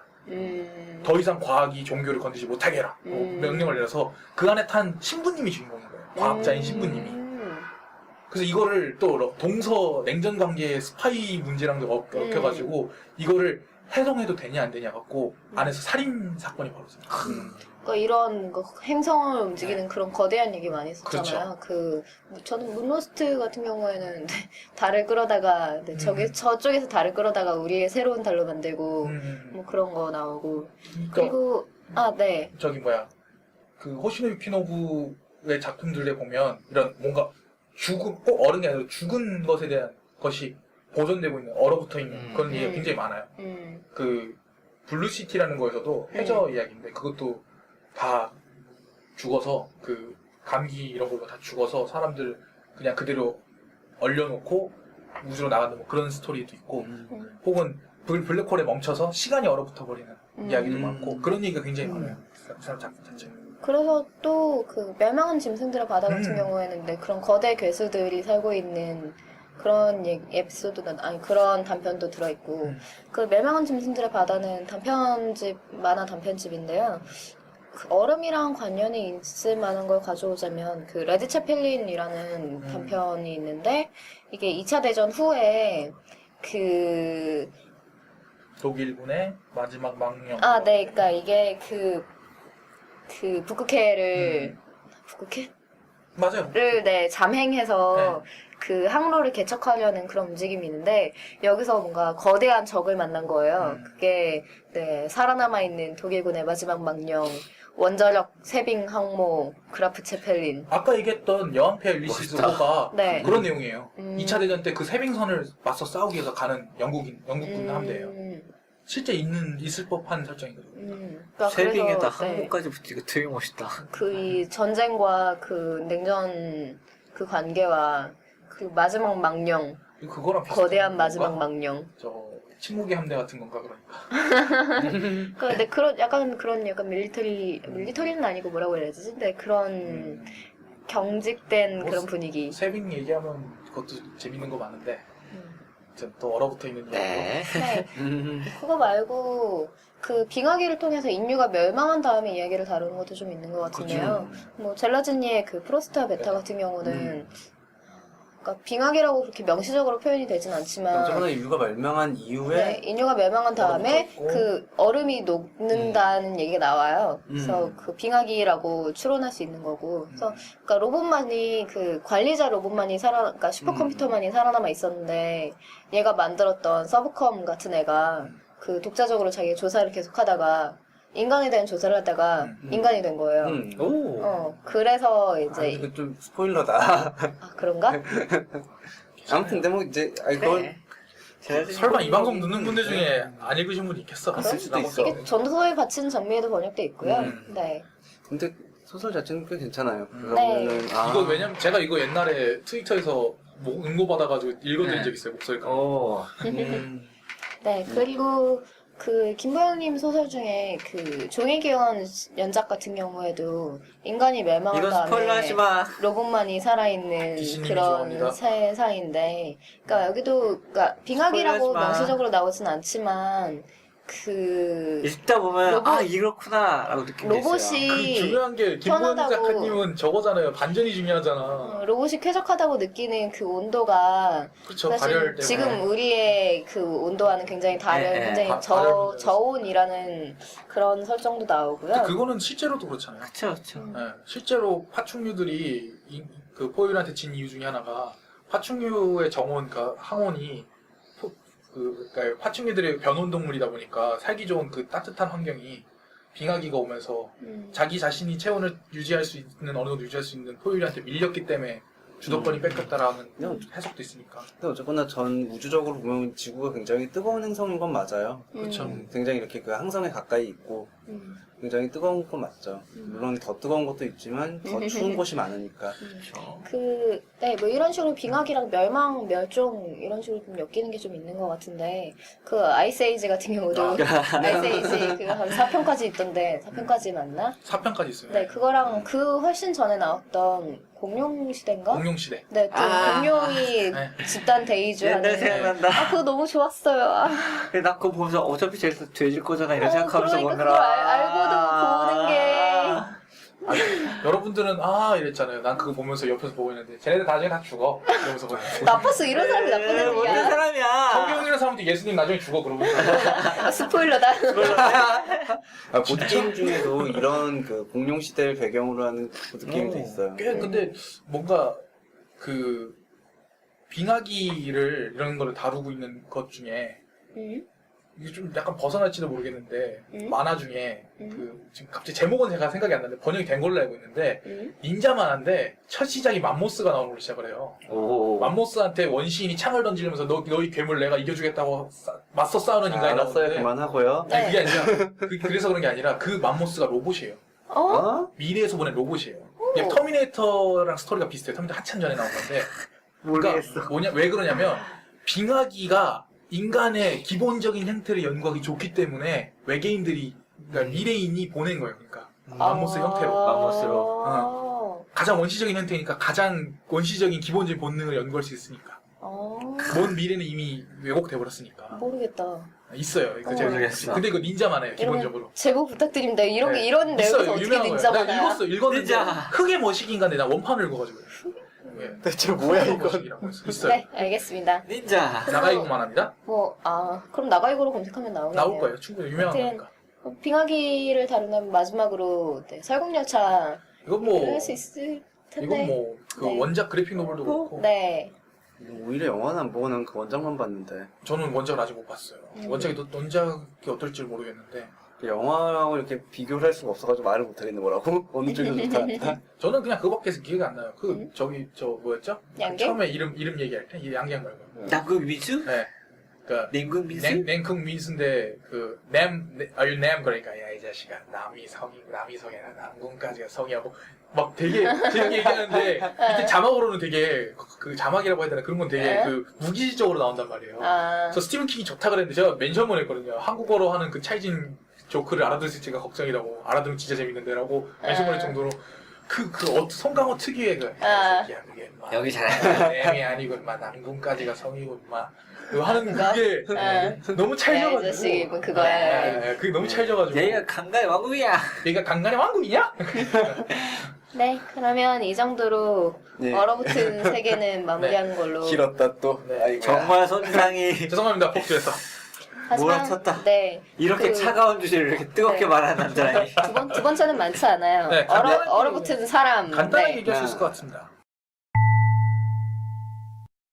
네, 사람에 대해서 얘기해 볼까요? 네 일단 냉동 수면과 얼음 그쵸? 여왕이라는 캐릭터로 압축을 시켜봤습니다. 근데 냉동수면 사실 우주왕에 뭐 아니면- 이런 거 나오면 정말 그렇죠. 많이 나오는 걸 아니면 어쩌다가 우연히 얼어붙어 버린 사람 그렇죠 뭐 그렇죠. 인간을 찾아서 그거 너무 많아요 사실은 뭐 인간을 넘어서 근데 여기 편집이 잘못된 항목이 하나 있어요. 응?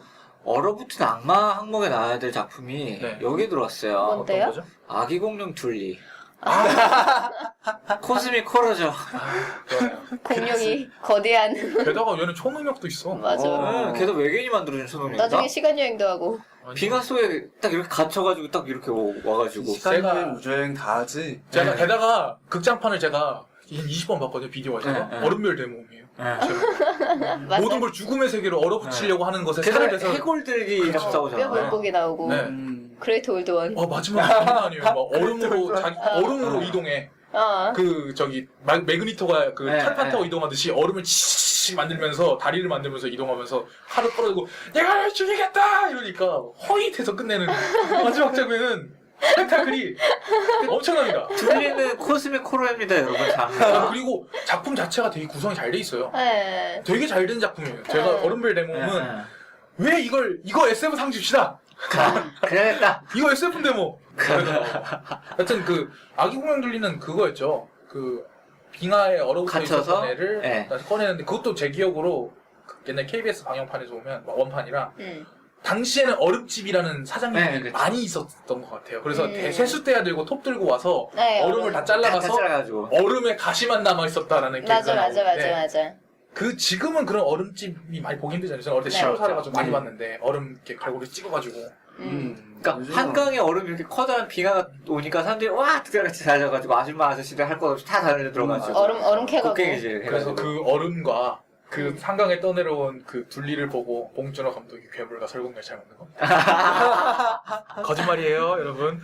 네. 네. 어쨌든 뭐 그리고 네. 네. 냉동수면 하면 생각나는 건 This is my motto, baby. 네, 예, 저는 헤이 베이베 baby. 오스틴 파워. 예. 오스틴 파워 너무 충격적이었어요. 왜? 정말 난 사랑스러운 너 작품이죠. 완전 좋았는데? 아니, 그러니까 어린 나이에 난안 봤는데 그런 모르겠다. 이상한 난 나이 아저씨가 먹고 나와서 난 어린 나이에 봤는데. 덜렁덜렁거리면서 뭐? 털. 저는 그 비틀즈 시대 60년대 문화를 특히 좋아하면서 네. 살았기 때문에 아 나는 또 나이 먹고 좀 머리 굵어지면서 역사 배우면서 아, 그 그렇죠, 시대 그렇죠. 혁명 네, 뭐 68혁명은 섹스의 혁명이었다 뭐 이런 거 나오기 때문에 아니, 전 비주얼이 충격이었던 것 같아요. 비주얼은 게다가 충격이죠. 이가 치과 덴탈이 안 돼 네. 있어가지고 엉망인게 나오잖아요. 막 처음에. 그리고 아 제로였나 이거? 생각해보니까 저는 프레디 머큐리도 비주얼 처음 봤을 때 충격이었거든요. 그 그 가져왔어요. 코스형 기름 버전 안 기름 버전? 코스형과 가슴털. 아 그럼 그 전께 더 충격이죠. 충격이에요. 아, 그래요? 검은색 매니큐어 칠하고 코스형 네. 없는데 장발에다 가슴 이렇게 네. 여기까지 파인 타이즈 입고 있는. 타이즈 있고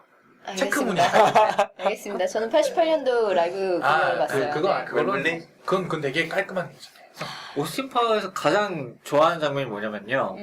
딱 오스틴이 깨어나요. 깨어났는데 여기 소련의 장교와 이게 미국의 군인이 있어요. 그걸 보면서 소련의 장교를 보면서 아 역시 자본가들이 다 되질 줄 알았어요. 하면서 나는 언제나 당신들의 편이었죠 동무 이렇게 하는데 네, 영국인이니까. 저 자본주의가 승리했어 이렇게 하니까 그 어색한 웃음 너무 좋아합니다. 아, 근데 오스틴 파워 왜 얼어 있었던 거죠?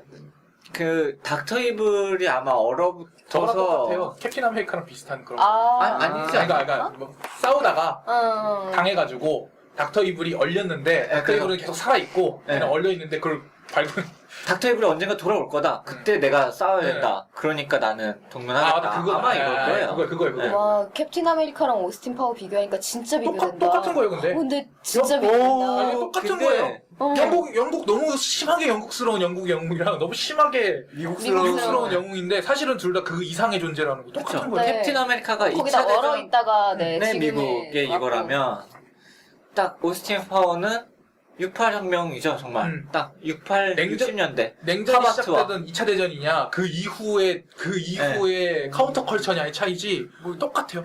미묘한데 뭔가 어떻게 설득력 있어. 아니, 맞아요. 맞는데. 그래서 그래서 유명해진 거예요. 작품 내내 그 21세기로 온 60년대 사람이 너무나 회의를 느끼는 거예요. 나는 이렇게 열심히 투사였는데 너희들은 이렇게 이거밖에 안 됐냐. 이것밖에 안 되고 퇴폐하고 타락하고 의미가 없다 하고서 되게 가슴 아파하고 그래서 악당은 그치 얘들은 타락할 수밖에 없는 존재야 다 뒤엎어버려야 돼 라고 하고 주인공은 아니야 그럴지 몰라도 이 시대는 이 시대 나름의 아름다움이 있어. 이런 영화였어? 예 그런 영화. 주제는 그런 영화예요. 그리고 3탄 골드 멤버는 아버지가 그때 죽어가지고 자기 아버지가 굉장히 존경하던 네. 사람이었는데 아버지가 죽어서 마이클 케인을 아버지로 세워서 아버지랑 화해하는 아버지한테 용서를 구하는. 근데 그건 좀 싫긴 해. 왜냐면 그 60년대 독특한 개성적인 캐릭터가 할리우드에 편입되는 내용이기도 하거든. 그렇기도 쓰리는. 해요. 그렇긴 한데 가슴 아파요. 그건 사실은 어떻게 보면 되게 개인적인 영화긴 해요. 네. 어떻게 보면 68혁명은 정반대인 거죠. 네, 아버지한테 완전 반항하는 정반대예요. 것이 아닌. 근데 어쩔 수 없어요. 반항하던 애가 결국에는 이렇게 가는 네. 가슴 아픈 이야기야. 반항? 아니요, 그냥 오스틴 파워, 제가 기억하는 오스틴 파워는 그런 게 그러니까 그 아닌데. 배그가 어. 사실은 그거를 바탕에 두고 비꼬고 만든 네. 거죠. 원래 그 사람이 그런 타입이에요. 굉장히 머리가 좋아서 그거를 굉장히 화장실 개그로 다운그레이드 시켜서 웃긴. 그러니까 하이힐을 신고 걸어가던 여자 갑자기 넘어졌을 때 터지는 웃음하고 비슷한 느낌으로 굉장히 고상하고 뭔가 학자들이 터틀넥 입고 나서 할 얘기를 굉장히 화장실 유머로 다운그레이드 잘하죠. 시켜서 나온 터지는 유머인 거예요. 그러니까 우리나라에서는 화장실 개그의 원시적인 유머로만 받아들여지는데 사실은 그렇지 아니에요. 않아요. 되게 고급스러워요. 그래서 반대로 너무 그러다 보니까 이젠 안 먹혀요. 예. 그래서 요새 몰랐겠어요.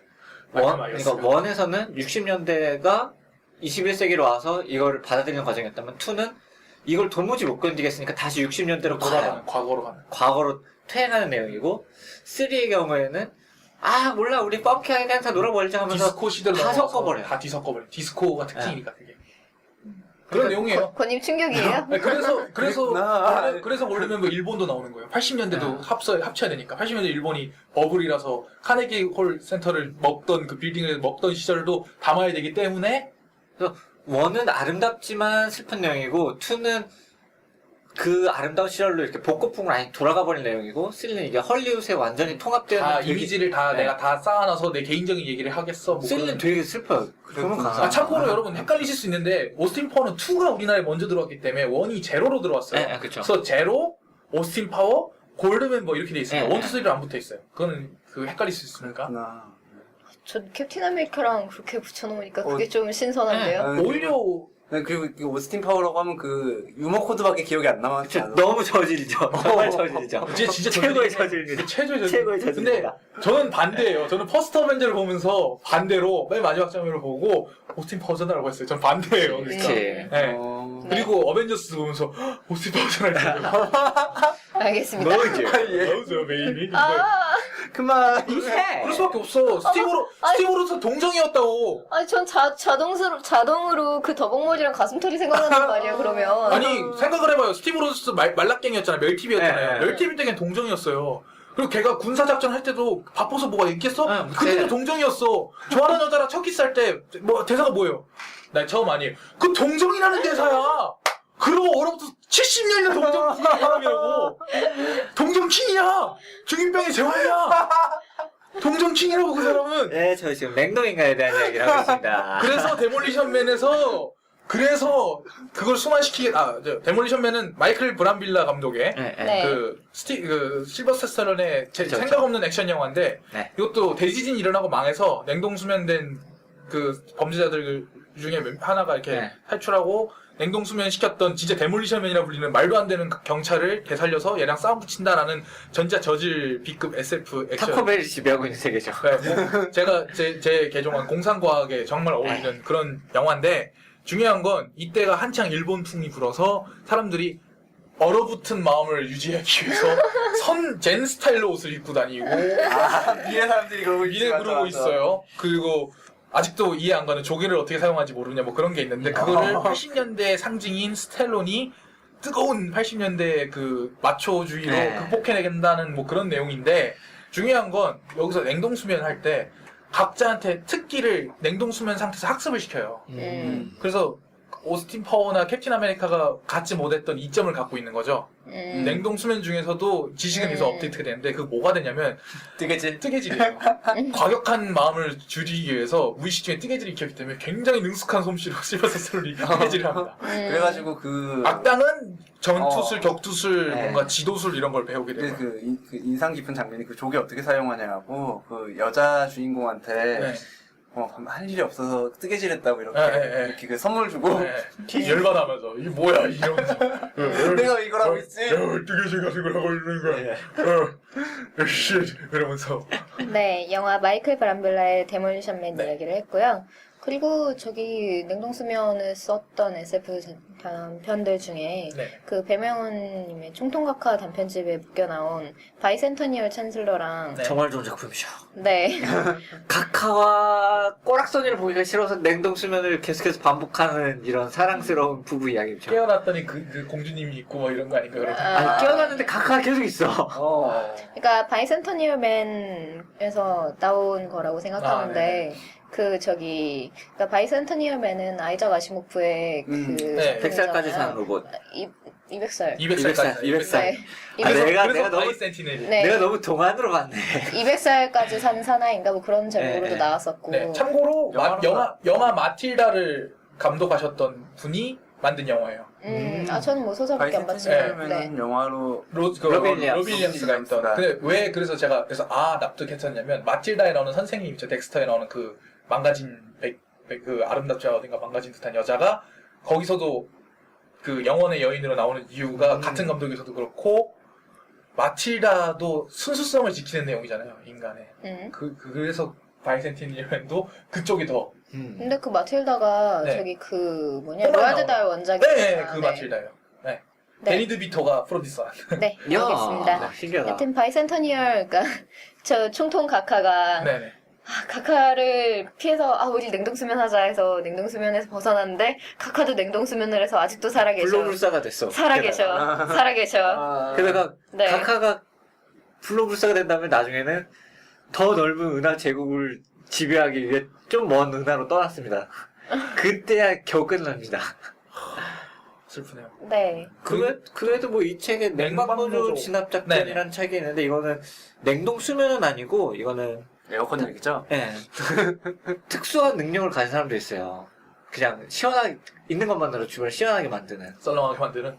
예. 그래서 이 민족이 노조를 꾸려서 왕족에게 저항해서 우리가 이렇게 자유를 얻겠다 하면서 그래서 막 이런 이야기를 하면서 되게 인상 깊은 장면이 나오죠. 그 주인공의 친구인 현자가 그 예전 왕비와 쓰리썸 했다 이런 이야기. 그래서 쓰리썸 할 때 냉방이 잘 되니까 여왕이 되게 좋아하더라 이런 이야기 하고. 근데 아까 그 냉동수면에서 깨어났다니 카카가 있더라랑 하니까 네. 생각난 건데 그 심슨으로 유명한 예. 갑자기 작가 이름이 생각이 안 나는데 여튼 그 심슨하고 그 만든 그 캐릭터 디자인했던 그 네. 이야기를 만들었던 분이 만든 또 다른 SF인 퓨처라마라는 시리즈에 그쵸. 보면은 피처라마도 냉동 수면이죠. 피자 배달하려고 갔다가 냉동수면에서 깨어났더니 미래였더라라는 네, 건데 깨어났더니 닉슨이 머리만 남아서 대통령을 그치, 하고 그치. 있잖아요. 똑같은 닉슨 베트남전 때 그 악마라고까지 불렸던 닉슨이 대통령을 하고 있더라라는 그것도 결국엔 그런 다 비꼬기에서 네. 피처라마 같은 경우는 사실 그 냉동 수명이 사실은 의도적이었죠. 의도적이었다고 결론적으로 이런 식의 얘기하면. 계속해서 시리즈가 이어나가면서 그 저기 시간 네. 그 타임 패러독스 같이 만들어가지고 그런 게 있죠. 이번에 심슨이랑 같이 콜라보도 한다고 하니까 네, 기대하고 기대하고 있습니다. 저도 기대하고 있어요. 그 퓨처라마가 생각나는데 이디오크러시라는 영화 있잖아요. 예. 삐끗 코미디 영화. 네. 그 뭐지? 똑똑한 사람들은 점차 자식을 안 낳고 멍청한 애들만 잔뜩 잔뜩 나오니까. 낳으니까 그 나중에는 사람들이 점점 더 전부 바보가 되는데 어쩌다가 그 냉동 인간 샘플로 바보 둘을 냉동시켰는데 미래에서 우연히 깨어나 보니 바보 둘이 그 세계에서 가장 똑똑한 사람이더라. 그래서 미래 세계를 약간 더 나은 세계로 만드는 그런 B급 코미디 영화. 더맨더머의 유토피아 같은 얘기. 예전에 그 어메이징 스토리라고 TV 시리즈 있었잖아요. 아, 네. 네. 거기도 냉동수면 얘기가 나왔던 것 같은데. 어메이징 스토리였나? 트와일라이트 존 같은 그런. 아니, 건가요? 어메이징 그러니까 스토리인데. 그런 종류냐고. 단편 단막극. 예. 근데 한상 특급. 같은 그게 그건 트와일라이트 존. 근데 그게 거기서 어떤 에피소드가 있었냐면, 그러니까 타파통 같은 거대한 타파통 같은 거를 침대로 써가지고 거기 들어가는 거야. 그래서 거기서 이렇게 자면서 그 이모를 유지하는 나의 유지하는 그런 에피소드가 있었어요. 그것도 생각나네요. 그 지금 냉동수면 여기 제가 일부러 안 넣은 거긴 한데 뭐 에일리언에서도 나오긴 하지만 에일리언 시리즈에 냉동수면 슬프게 나오잖아요. 깨고 일어났더니 그거 말고도 뭐 깨고 일어났더니 2에 나왔던 그 2에서는 귀여운 여자가 죽어버렸어. 그리고 그 애니메이션인데 일본에서 애니메이션을 만들어가지고 굉장히 이질적이었던 썬더캣이라고 미국 애니메이션이 있는데 몰라요. 거기서는 멸망해서 얘를 왕자를 지키기 위해서 전사들이 다 냉동수면하고 다른 별로 이동하는 와중에 얘 것만 시간 설정이 잘못돼서 얘는 어른이 되어 있어서 어린아이가 어른이 돼서 뭔가를 한다를 보통 마법소녀는 뭔가 마법의 힘으로 어른이 잠깐 네. 어른이 됐다면 안다잖아요. 여기서는 애가 냉동수면의 그 힘으로 머리만 아이인 채로 어른이 된다라는 그런 설정으로 미국은 그런 식이 좀 다른 게 있다는 거죠. 호시노 유키노부는 냉동수면 실험 중에 그 아까 얘기했던 2001야와 그에서는 냉동수면 하는 순간 사람이 그 의식체만 떨어져 나와서 우주의 저 끝까지 간다는 내용의 그 되게 감동적인 슬프면서 감동적인 그 뒤로 다음 단편에 살짝 나와요. 그걸 다 겪고 슬픈 일을 겪고 나서 눈물을 흘리는데 깨고 나서 기억을 못하고 나중에 그 뒷이야기에서 미래에서 냉동수면에서 노인이 깨어나는데 눈물을 흘리고 있으니까 이상하게 냉동수면에서 깨어나면 눈물을 흘리는 현상이 발견됩니다 라고 설명을 해준 장면이 나오는데 그 전 이야기에 모든 사람이 냉동수면이 되면 가사 상태가 돼서 전 우주의 중심에 맞닿아서 모든 영혼하고 만난다는 내용의 장대한 이야기가 나와요. 우주를 의식만으로 외우주를 막 뚫고 지나가서 다른 행성에 얼어 죽는 엄마와 아기를 의식으로 만났다가 냉동수면 해동되는 순간 깨어나서 다시 돌아와 버려서 눈 뜨면 기억을 못하고 눈물을 흘린다 슬퍼서 그게 뒷이야기 계속 그게 일종의 설정으로 그냥 그 음. 장면 묘사로 살짝 나와요. 그래서 그걸 보고 좋네. 역시 유구신을 여러분은 멜로드라마틱해 이러고 있었는데 네. 이거랑 비슷하지 않나요? 조 홀드먼의 영원한 전쟁이요? 네.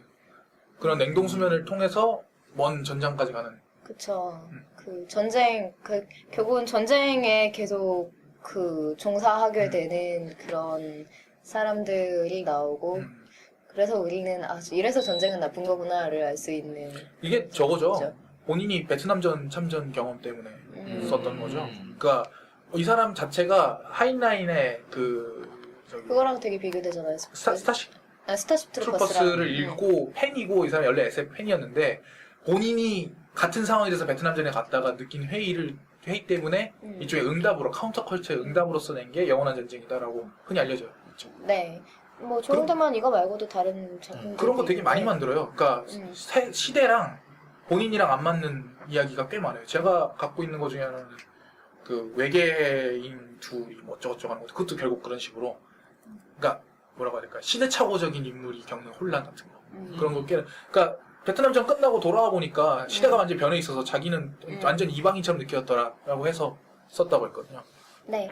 그리고 더문 네, 이런 좋아. 작품이 있는데 네. 이게 왜 냉동인간이야 이야기 안 하겠습니다. 이건 얘기하면 안 돼요. 네. 근데 이 넘어가죠. 영화는 정말 좋은 영화고 감독이 바로 감독이 아버지가 좀 멋있는 사람이에요. 그 아버지가 진짜 잘생긴 사람이죠. 화성에서 온 외계인이죠.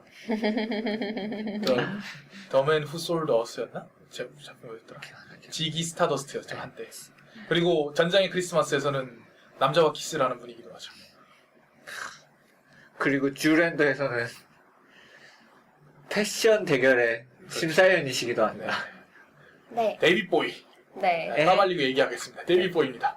데이빗 보이의 아들이라고 아들이 아들인 덩컨 존스가 네. 감독한 더문. 자 참고로 우주선 이름이 사랑입니다. 네. 맞죠? 네, 맞아요. 네. 그냥 한국어로 사랑이죠. 네. 왜 그랬나요, 근데? 여자친구여서. 네, 여자친구가 한국인이어서. 지금도입니까? 근데 지금은 아닐 거예요. 아 그렇군요. 아쉽네. 이거 다음에 저기 네. 그 소스코드 찍었잖아요. 네네네. 그것도 참 좋았어요. 더문에 샘 라벨이라는 배우가 나오는데 네, 아, 저의 좋아요. 베스트 배우입니다. 저도 봅니다. 미녀 삼총사에서 악당으로 나오죠. 네, 악당으로 나오고 아이언맨 2에서도 악당으로 나오고 그린마일에서도 진짜 최악의 악당으로 나오고요. 그리고 이 사람이 찌질하면서도 막 이렇게 소심하고 이런 걸로 나오는데 그러면서도 뭐랄까 사람한테 호소하는 이런 게 좀 있어요. 이 사람 저 데뷔작 아세요? 전 데뷔작으로 데뷔작이 기억하고 있는데 뭐예요? 이 사람 첫 데뷔작 아세요? 샘 라기를 데뷔작이요? 네, 저는 그걸로 처음 사실 기억하고 있어요. 그 사람이 여기 나왔어였었는데 이 사람은 닌자 거북이에 나와요. 아. 이름 없는 깽단 두목으로 나옵니다. 아. 어린 깽단 두목으로. 나중에 봐보세요. 깜짝 놀라요. 알겠다, 얼굴이 하나도 안 변했어요. 그래서. 저는 그걸 보고 그린마일 보고 감동하다가 아 그렇구나. 거기서 깽단 짓하더니 결국 저렇게까지 이러면서 왔다고요. 저는. 네. 그러고서 아이언맨을 봤더니 으악 저기서도 또 그러고 있어. 이러고. 그것도 했어요. 은하수를 향하는 히치하이커를 위한 자포드 비브로. 자포드 비브로. 그래서 결국에 그렇게 된 거야 라고 했어요. 크리티디가 노홍철 닮은 사람이 네. 샘락이에요. 야. 제가 맨날 그런 거예요. 인간 어디 가서도 이러고 있어. 이러고. 키 작고 신경질적이고 그런데도 자기 끼는 엄청나고 왠지 그걸 헤로인 주체를 해가지고 침 못하는. 줄줄 흘릴 것 같은. 미녀 삼총사에서도 되게 찌질한 공대생 빌 게이츠 같은 이런 천재적인 너드로 나오다가 막판에 검은색 정장에다가 딱 이렇게 입고 노래는 이상한 거 듣고 노래 이상한 거 틀면서 춤추고. 코카콜라를 빨대로 빨아 마시면서 막 다리 춤추면서 찌고 춤추고 제임스 브라운 춤을 춰가지고 네. 이제 기억하고 있지. 그냥 자기 끼는 엄청난 사람이에요. 그래서 주체를 못할 뿐. 이 사람이 이미지는 뭐랑 비슷하냐면 그 시드와 낸시를 찍었을 당시에 게리 올드만이랑 비슷해. 그래. 네. 키 작은 게리 올드만. 네, 키 작고 머리 큰 알겠습니다. 게리 올드만. 그리고 소설 중에 그 젤라진이 네. 영구동토 이름 멋있다. 네, 드림마스터에는 영구동토라고 들어가 있던데 네, 젤라진 단편집 드림마스터에는 영구동토라고 들어가 있는 단편이 있는데 보면 무슨 내용이냐면 말하자면 영원한 사랑 얘기라고도 할 수 있고 네네 그렇죠. 혹은 말하자면 그 끝없는 부부싸움이라고도 할 수 네. 있고 그 영원한 사랑이네요 그러면. 그거죠 얼어붙은 로봇인가요? 그러니까 좀 약간 스포일러가 될 수 있을 그래? 테니까 그러면 주의하겠는데, 그 뒷부분 대사만 서로 반복해볼까요? 대사가 이렇습니다. 아니요, 마지막에. 아니요, 내가 할게. 아니에요. 하지 않겠어요. 이 아니에요. 화장년아! 그걸 내가 하면 어떻게 내 여자가 됐잖아. 너무나 여정을 잘하잖아. 그래서 얘기한 거였는데. 네, 여튼. 그러면 후레자식! 한양년! 후레자식! 한양년! 후레자식! 이게 엔딩입니다. 네, 이런 읽고 싶어지죠? 끝없는 애정과 집착과 사랑이야. 증오와 사랑이. 원망과 그게 사랑이죠. 그런 게 영구 동토를 배경으로 펼쳐집니다. 네. 그다음에 아름다운 얼음 이야기다. 여왕이라는 캐릭터에 대해서 잠시 이건 안 할 얘기를 얘기를 안 할 수가 없어서. 근데 레디콘 얘기해야지. 네, 그럼 레디꼬. 뭐 저도 짧게 얘기할 수 있을 것 아리노 같은데 마마노. 그 얼음 여왕이라는 그 네. 굉장히 상징적인 캐릭터가 있죠. 네네. 안데르센의 그 동화에도 나오는 눈의 눈의 여왕. 여왕이 네. 있고 그 마고인가는 영화도 눈의 여왕이지 않았어요? 그랬어요? 잘 모르겠어요. 제가 일단 눈의 여왕부터 소개를 해주세요. 안데르센의 눈의 여왕은 네. 너무 아름다운 이야기여가지고 그렇죠. 근데 이거 참고로 이거는 전래 동화가 아닙니다. 네, 이건 창작이죠. 창작이죠. 음. 눈의 여왕이 어린 소년을 데려가고 소년의 여동생 그걸 또 어떻게 되찾으려고 노력하고 심장을 얼려버리는 뭐 그런 네. 거였죠. 그래서 눈물이 흘러가지고 여기 눈에 있던 유리가 빠져나와가지고 착한 마음을 되찾는다라는 그 모든 키워드 하나하나가 너무 아름답지 않나 싶어요. 제가 주워 들은 얘기긴 한데 안데르센이 그렇게 좀 나쁘게 얘기하면 비치한테 당하는 순진한 남자 이야기를 거의 100몇 편인가를 썼대요. 근데 하나도 안 먹혔대. 그래서 거꾸로 남자를 비치를 만들고 여자를 당하는 걸로 바꿨더니 대박이 났던 게 눈의 여왕이라 아니 에? 인어공주. 인어공주가 그래서 이걸 얘기해 주신 분은 저한테 지상 씨가 지금 남성의 폭력을 그렇게 다루고 있으면 나중에 여자가 그렇게 폭력하는 거라면 뜰지도 몰라라고. 일단 마음껏 100단 정도 한번 까여봐라고 얘기해 주려고 했던 그런 거였는데 그런 실제로 당했었나 봐요. 그런 사랑의 상처를. 그래서 그 차가운 여성한테.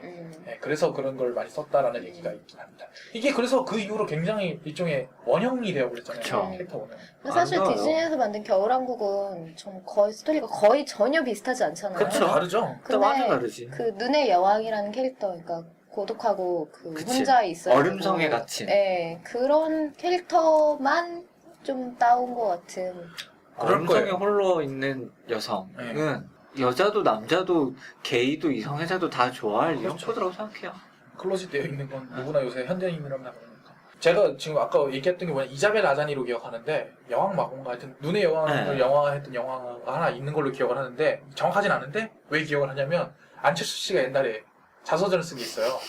옛날에 컴퓨터 전문 그걸 할 시절에 교수도 하기 전이에요. 저는 어릴 때 컴퓨터 소년이었기 때문에 프로그래밍을 하면 나도 프로그래머가 돼야지 하고 봤던 거였는데 거기에 이 사람이 영화랑 소설 이런 거 좋아하니까 네.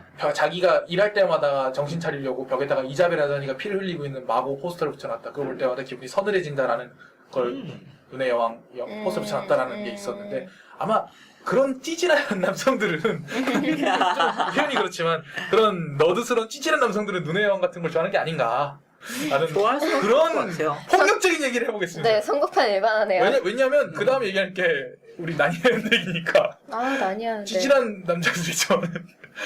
나니아 연대기에서도 눈의 여왕이었죠? 그 뭔가 말하자면? 그 힘을 갖고 있는 사람이 나오지 않아요? 그 아슬란 말고. 네, 여자가? 그러니까 그런 여자가 마녀였던 걸로. 남자가 아스란 같은 사자 같은 네. 남자가 자꾸 들이대니까 그런 눈의 여왕이 되는 거예요. 여자가 들이댔으면 네? 아리노 마마노가 됐을 거예요. 왜 일본어야 근데? 레리코는 너무 식상하잖아. 네. 레리코가 된 근데 사실은 이거는 지금 이해가 안 가는 게 그분이 네. 물론 노래가 너무 좋고 소름 끼치긴 네. 하는데 이거는 문을 닫겠다는 얘기니까 네. 전체 주제하고 상반되는 그쵸. 건데 사실은 내 맘대로 살 거야. 네, 나 좀 그러니까. 날비소.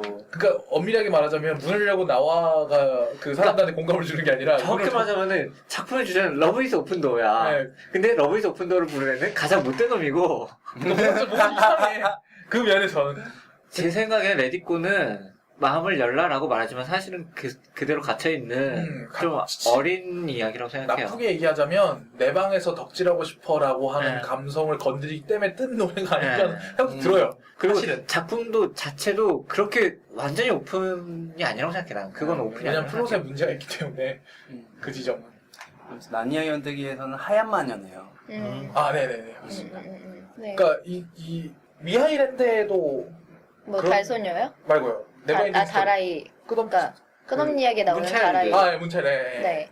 아 저는 다라이 버전으로 봐서. 아, 네. 그것도 결국에는 같은.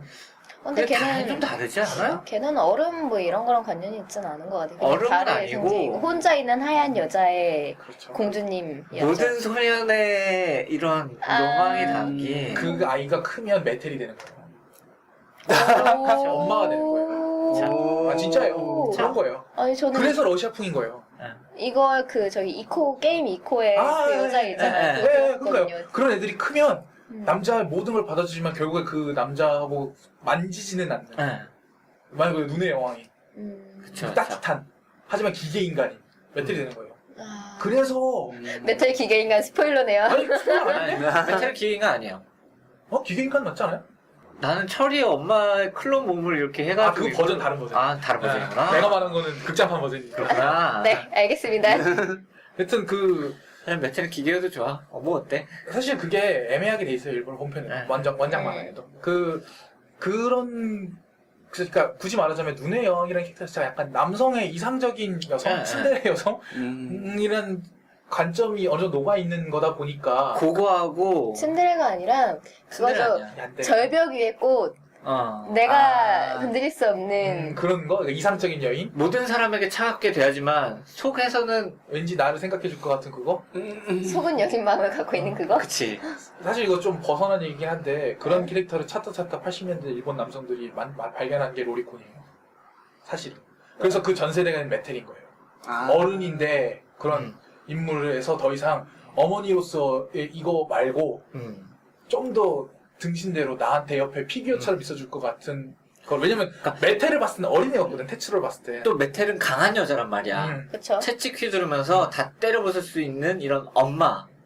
근데 엄마는 아니고 내가 나랑 좀 더 피부에 가까운 캐릭터를 원하는데 동시대에 사실은 로리콘이란 말이 나온 거랑 메텔은 거의 동시대인데 그거 본 세대들이 좀 더 SF 독자들이 뭔가 난 달라 하지만 메텔은 너무 유명해졌어 너무 메이저야 자, 그리고 너무 주제에 벗어난 것 같아요. 아니 그래서 제가 얘기하는 아니, 이유가 맞아요. 있어요 이거 이유가 이어져. 있어요 네. 이유가 있어요 그래서 사실은 그 당시 로리콘들한테 유행했던 게 뭐 로리콘을 좋아할 만한 그런 법한 그 당시 SF 로리콘을 좋아하는 게 아니라 로리타를 좋아하는 로리콘이겠지. 그때 일본에서 로리콘이라는 잡지도 있고 했으니까. 여튼 그 로리타 네. 컴플렉스였던 인간들이 그때 한창 빠졌던 취미 중에 하나가 뭐가 있었냐면 그 전 세대로 내려오는 취미가 물에다가 왜 꽃 넣어서 꽃 같은 거 만든다고 하는 얼음같이 얼려놓은 그 박제시켜놓은 미소녀 같은 그런 이미지나 혹은 그런 피규어가 유행했었어요. 그래서 얼려놓은. 일종의 스노우볼 같은 감각이네요. 그런 거죠. 내가 만질 수는 없는데 내가 소유하고 싶은데 아름다운데 내가 건드리면 죄악인 거고 건들 수는 없는데 건드리고 싶고 한 그 로리콘 그거가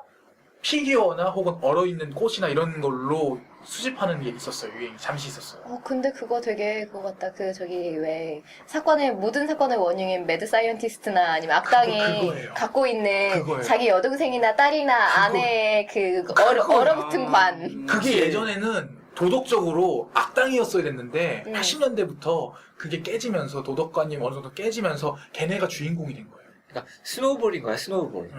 나. 그러니까 아름다운 세계. 그래서 예전에는 갇혀있는. 눈의 여왕 같이 악역 캐릭터가 눈의 여왕이었던 건데 이제 주인공이. 이젠 이제 레디코지. 이렇게 된 거예요. 이젠 레디코지. 근데 난 이걸 일종의 퇴행으로 인식하긴 저도 해요. 그렇긴 해요. 왜냐면 결국에는 어린아이 같이 되고 네.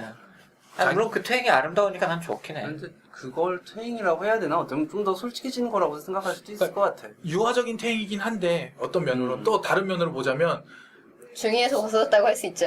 아니야. 중이가 된 거지. 중이가 된 그런가? 거지. 네. 그러니까 근데 그게 메이저가 됐다는 얘기는 어떻게 보면은 사람은 원래 중이해. 원래 그쵸? 중이야. 원래 라는 거를 이제는 인정을 하기 시작했다. 근데 그걸 인정하면 중위에서 벗어나서 중3쯤 되는 거잖아요. 아니에요?